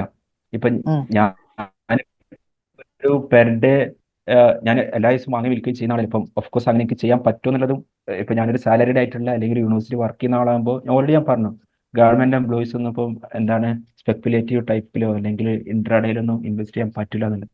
അത് നമുക്കൊക്കെ എന്താ വെച്ചാൽ ഒരു ലിമിറ്റഡ് ആയിട്ടുള്ള ടൈമിൽ ചെയ്യാൻ പറ്റും. എന്നാലും ഒരു പെർ ഡേ മോർ ദാൻ 1000 എന്നുള്ള നിലയ്ക്ക് ഒരു ഇൻകം ഉണ്ടാക്കാൻ പറ്റുന്നുണ്ട്. I mean as A passive income. ഇപ്പോൾ ലാസ്റ്റ് കപ്പിൾ ഓഫ് മന്തിൽ ഇത് ഞാൻ എല്ലാ ദിവസവും ഉണ്ടാക്കുന്നല്ല. ഇപ്പൊ ഞാൻ ഇപ്പൊ നല്ല സ്റ്റോക്ക് ഐഡന്റിഫൈ ചെയ്യും, എന്നിട്ട് എന്താക്കും, ഞാൻ വാങ്ങും. അപ്പം എന്താ പറയാ, അതൊരു നല്ലൊരു ഹോൾഡ് ചെയ്തിട്ട് കുറച്ച് കഴിഞ്ഞിട്ട് ഇത് കിട്ടുമ്പോൾ വിൽക്കും. പക്ഷെ ഞാനിങ്ങനെ ചിലപ്പോൾ ഒരാഴ്ച കഴിഞ്ഞിട്ടായിരിക്കും ആ സ്റ്റോക്ക് നോക്കിയിട്ട് വിൽക്കുന്നത്. പക്ഷെ എന്നാലും ഒരു ഓൺ ആൻഡ് ആവറേജ് ഞാൻ പറയുന്നത് മോർ ദാൻ 1000. ഇത് ഇപ്പൊ സ്റ്റോക്ക് മാർക്കറ്റിലെ പ്രശ്നം, നമ്മൾ അതിൽ കുറച്ച് ഇൻവെസ്റ്റ് ചെയ്ത് സ്റ്റാർട്ട് ചെയ്ത് പഠിച്ചിട്ട് എന്നിട്ട് സ്റ്റോക്ക് മാർക്കറ്റ് നമ്മളൊന്ന് പഠിപ്പിക്കും. ഇന്നതൊക്കെയാണ്, ഇന്ന സമയത്ത് വാങ്ങാം, ഇന്ന സമയത്ത് വിൽക്കാം. ഞാൻ സ്ട്രോങ്ലി പറയുന്നത് നമ്മൾ അങ്ങനെ പ്രാക്ടീസ് ചെയ്ത് ചെയ്യാണ് ബെസ്റ്റ് വേ. ഇല്ലാന്നുണ്ടെങ്കിൽ എന്താണെന്ന് നമ്മൾ ആ ഡിപ്പെൻഡബിലിറ്റി ഇങ്ങനെ കണ്ടിന്യൂ ചെയ്യും. ഞാൻ പറഞ്ഞതിന്റെ കാര്യം എന്താണെന്ന് വെച്ചാൽ എനിക്ക് ഇതിനോട് ഒരു പ്രശ്നമില്ല. അല്ലെങ്കിൽ ഇതിന്റെ ഒരു സ്റ്റോക്ക് മാർക്കറ്റിനെ കുറിച്ച് ഇനിയും കുറച്ചും കൂടി ഒരു ഐഡിയ ഒക്കെ കിട്ടുന്നത് വരെ ഒരു ഗ്രൂപ്പിൽ ഭാഗമായിട്ട് കുറെ കാര്യങ്ങൾ പറഞ്ഞാലാണ് അല്ലെങ്കിൽ എനിക്കറിയുന്നത്. ഈ സ്റ്റോക്ക് മാർക്കറ്റ് എന്ന് പറഞ്ഞാൽ ഇപ്പോൾ വാരൻ ബഫറ്റ് ഒക്കെയാണ് ഇതിലൊരു പുലി എന്ന് പറയുന്ന ആൾക്കാർ, അമേരിക്കന്. അപ്പൊ നമ്മളൊക്കെ ഒരു ബിഗിനേഴ്സ് ആണ്. അഗെയിൻ ഞാൻ ഇത്രയും പറഞ്ഞതിന്റെ ഇനിയും ഒരുപാട് കാര്യങ്ങൾ ഈ സ്റ്റോക്ക് മാർക്കറ്റിൽ പഠിക്കാനുണ്ട്. അപ്പം എന്താ പറയാ, അറിയുന്ന കാര്യങ്ങളൊക്കെ എനിക്ക് അതിൽ ഷെയർ ചെയ്യാൻ പറ്റും, അത്രേ ഉള്ളൂ. അല്ലെങ്കിൽ വേറെയും ആരൊക്കെ ഉണ്ട് എന്നുള്ളത് എനിക്ക് അറിഞ്ഞൂടാ. എന്താ ഇതാണ് എനിക്ക് അതിനെക്കുറിച്ച് പറയാനുള്ളത്. നമ്മൾ തന്നെ ചെറുതായിട്ട് പ്രാക്ടീസ് ചെയ്യുകയാണെങ്കിൽ ഇറ്റ് വുഡ് ബി ഗുഡ്. ഇനി ഒരു തുടക്കത്തിൽ നിന്നുള്ള നിലക്കാണെന്നുണ്ടെങ്കിൽ ഹെൽപ്പ് ചെയ്യാനൊക്കെ പറ്റും. പക്ഷെ അതൊരു എവർലാസ്റ്റിംഗ് അല്ലെങ്കിൽ ഓൺ ഗോയിങ് എപ്പോഴും അത് ഒരു നല്ലതല്ല നമുക്ക്. ഓക്കെ, അത് മനസ്സിലായി. അപ്പൊ ഞാനിത് ഗ്രൂപ്പിലുള്ള ആരൊക്കെയാണെന്ന് നമുക്കും അറിയില്ല. അപ്പൊ ഇതിന്റെ അകത്ത് സീരിയസ് ആയിട്ട് താല്പര്യമുള്ളവർ വേണമെങ്കിൽ പിന്നെ അങ്ങനെ ഒന്ന് ഒരുമിച്ച് കൂടുന്ന പിന്നെ നന്നായിരിക്കും. ഞാൻ ഈ ടോക്കിന്റെ ഓവറോൾ ഉദ്ദേശം എന്താന്ന് ചോദിച്ചാല് ഇപ്പൊ പല ആളുകളും ഈ ലോക്കൽ ആയിട്ടുള്ള പലതിലാണ് കൊണ്ട് ഇൻവെസ്റ്റ് ചെയ്യുന്നത്. പൈസ പൊട്ടുന്നുണ്ട്, ബോഗസ് ആയിട്ടുള്ള കാര്യങ്ങൾ. പക്ഷെ ഇപ്പൊ നിങ്ങൾക്ക് ഈ മ്യൂച്വൽ ഫണ്ട് ഞാൻ ഇപ്പൊ പറഞ്ഞ ഒരുപാട് ഓപ്ഷൻസ് അതിലൊക്കെ പോയി അതൊക്കെ വളരെ റെഗുലേറ്റഡ് ആണ്, നമുക്ക് റിട്ടേൺ എക്സ്പെക്ട് ചെയ്യാൻ പറ്റുന്ന കാര്യമാണ്. ഇൻസ്റ്റെഡ് ഓഫ് എന്താ പറയുക ഔട്ടിംഗ് ബഡിയൊക്കെ കൊണ്ട് ഇൻവെസ്റ്റ് ചെയ്യുന്നതിനേക്കാൾ എത്രയോ നല്ലതാണ് ഇങ്ങനത്തെ കാര്യങ്ങളിൽ കൊണ്ട് ഇൻവെസ്റ്റ് ചെയ്യാന്നുള്ളത്. അറ്റ്ലീസ്റ്റ് ആ ഒരു അവയർനെസ്സിനെങ്കിലും പാസ് ചെയ്യാന്നുള്ളതാണ് ഈ ഒരു ടോക്കിന്റെ ഉദ്ദേശം. Okay, thank you. വേറെ ഇനി എന്തെങ്കിലും ഉണ്ടെങ്കിൽ പേഴ്സണലി കോൺടാക്ട് ചെയ്താൽ മതി. എനിവേ ഞാൻ എന്താ പറയുക നമ്മുടെ ഗ്രൂപ്പിലുണ്ട്. ഓൾറെഡി നമ്മളൊരു അരമണിക്കൂർ നേരം എന്നോട് ഈ ഒരു അക്കാഡമിക് ടോക്കിന്റെ ഇത് പറഞ്ഞത്. പക്ഷെ ഇപ്പൊ മോർ ദാൻ 1 മണിക്കൂർ 1.5 മണിക്കൂറായി. എന്തായാലും എൻ്റെ ഭാഗത്തു നിന്ന് എന്തെങ്കിലും ഹെൽപ്പ് വേണമെന്നുണ്ടെങ്കിൽ of course I shall be available. ബാക്കിയുള്ളതൊക്കെ നമുക്ക് ഇൻഷാല്ല പിന്നെ ഡിസ്കസ് ചെയ്യാം. അല്ലെങ്കിൽ വേറെ എന്തെങ്കിലും ഉണ്ടോ? അല്ലെങ്കിൽ otherwise let's find up here. അല്ലെങ്കിൽ പേഴ്സണലി കോൺടാക്ട് ചെയ്താൽ മതി. ഓക്കെ എന്നാല് താങ്ക് യു, ജസാക്കല്ലാ. ഇൻഷാല്ല എല്ലാവർക്കും നല്ലൊരു ഫൈനാൻഷ്യൽ ഫ്രീഡം ഉണ്ടാവട്ടെ എന്ന് ആശംസിക്കുന്നു. വാഹിർ ദഅ്വാനാ അൽഹംദുലില്ലാഹി റബ്ബിൽ ആലമീൻ. അസ്സലാമു അലൈക്കും.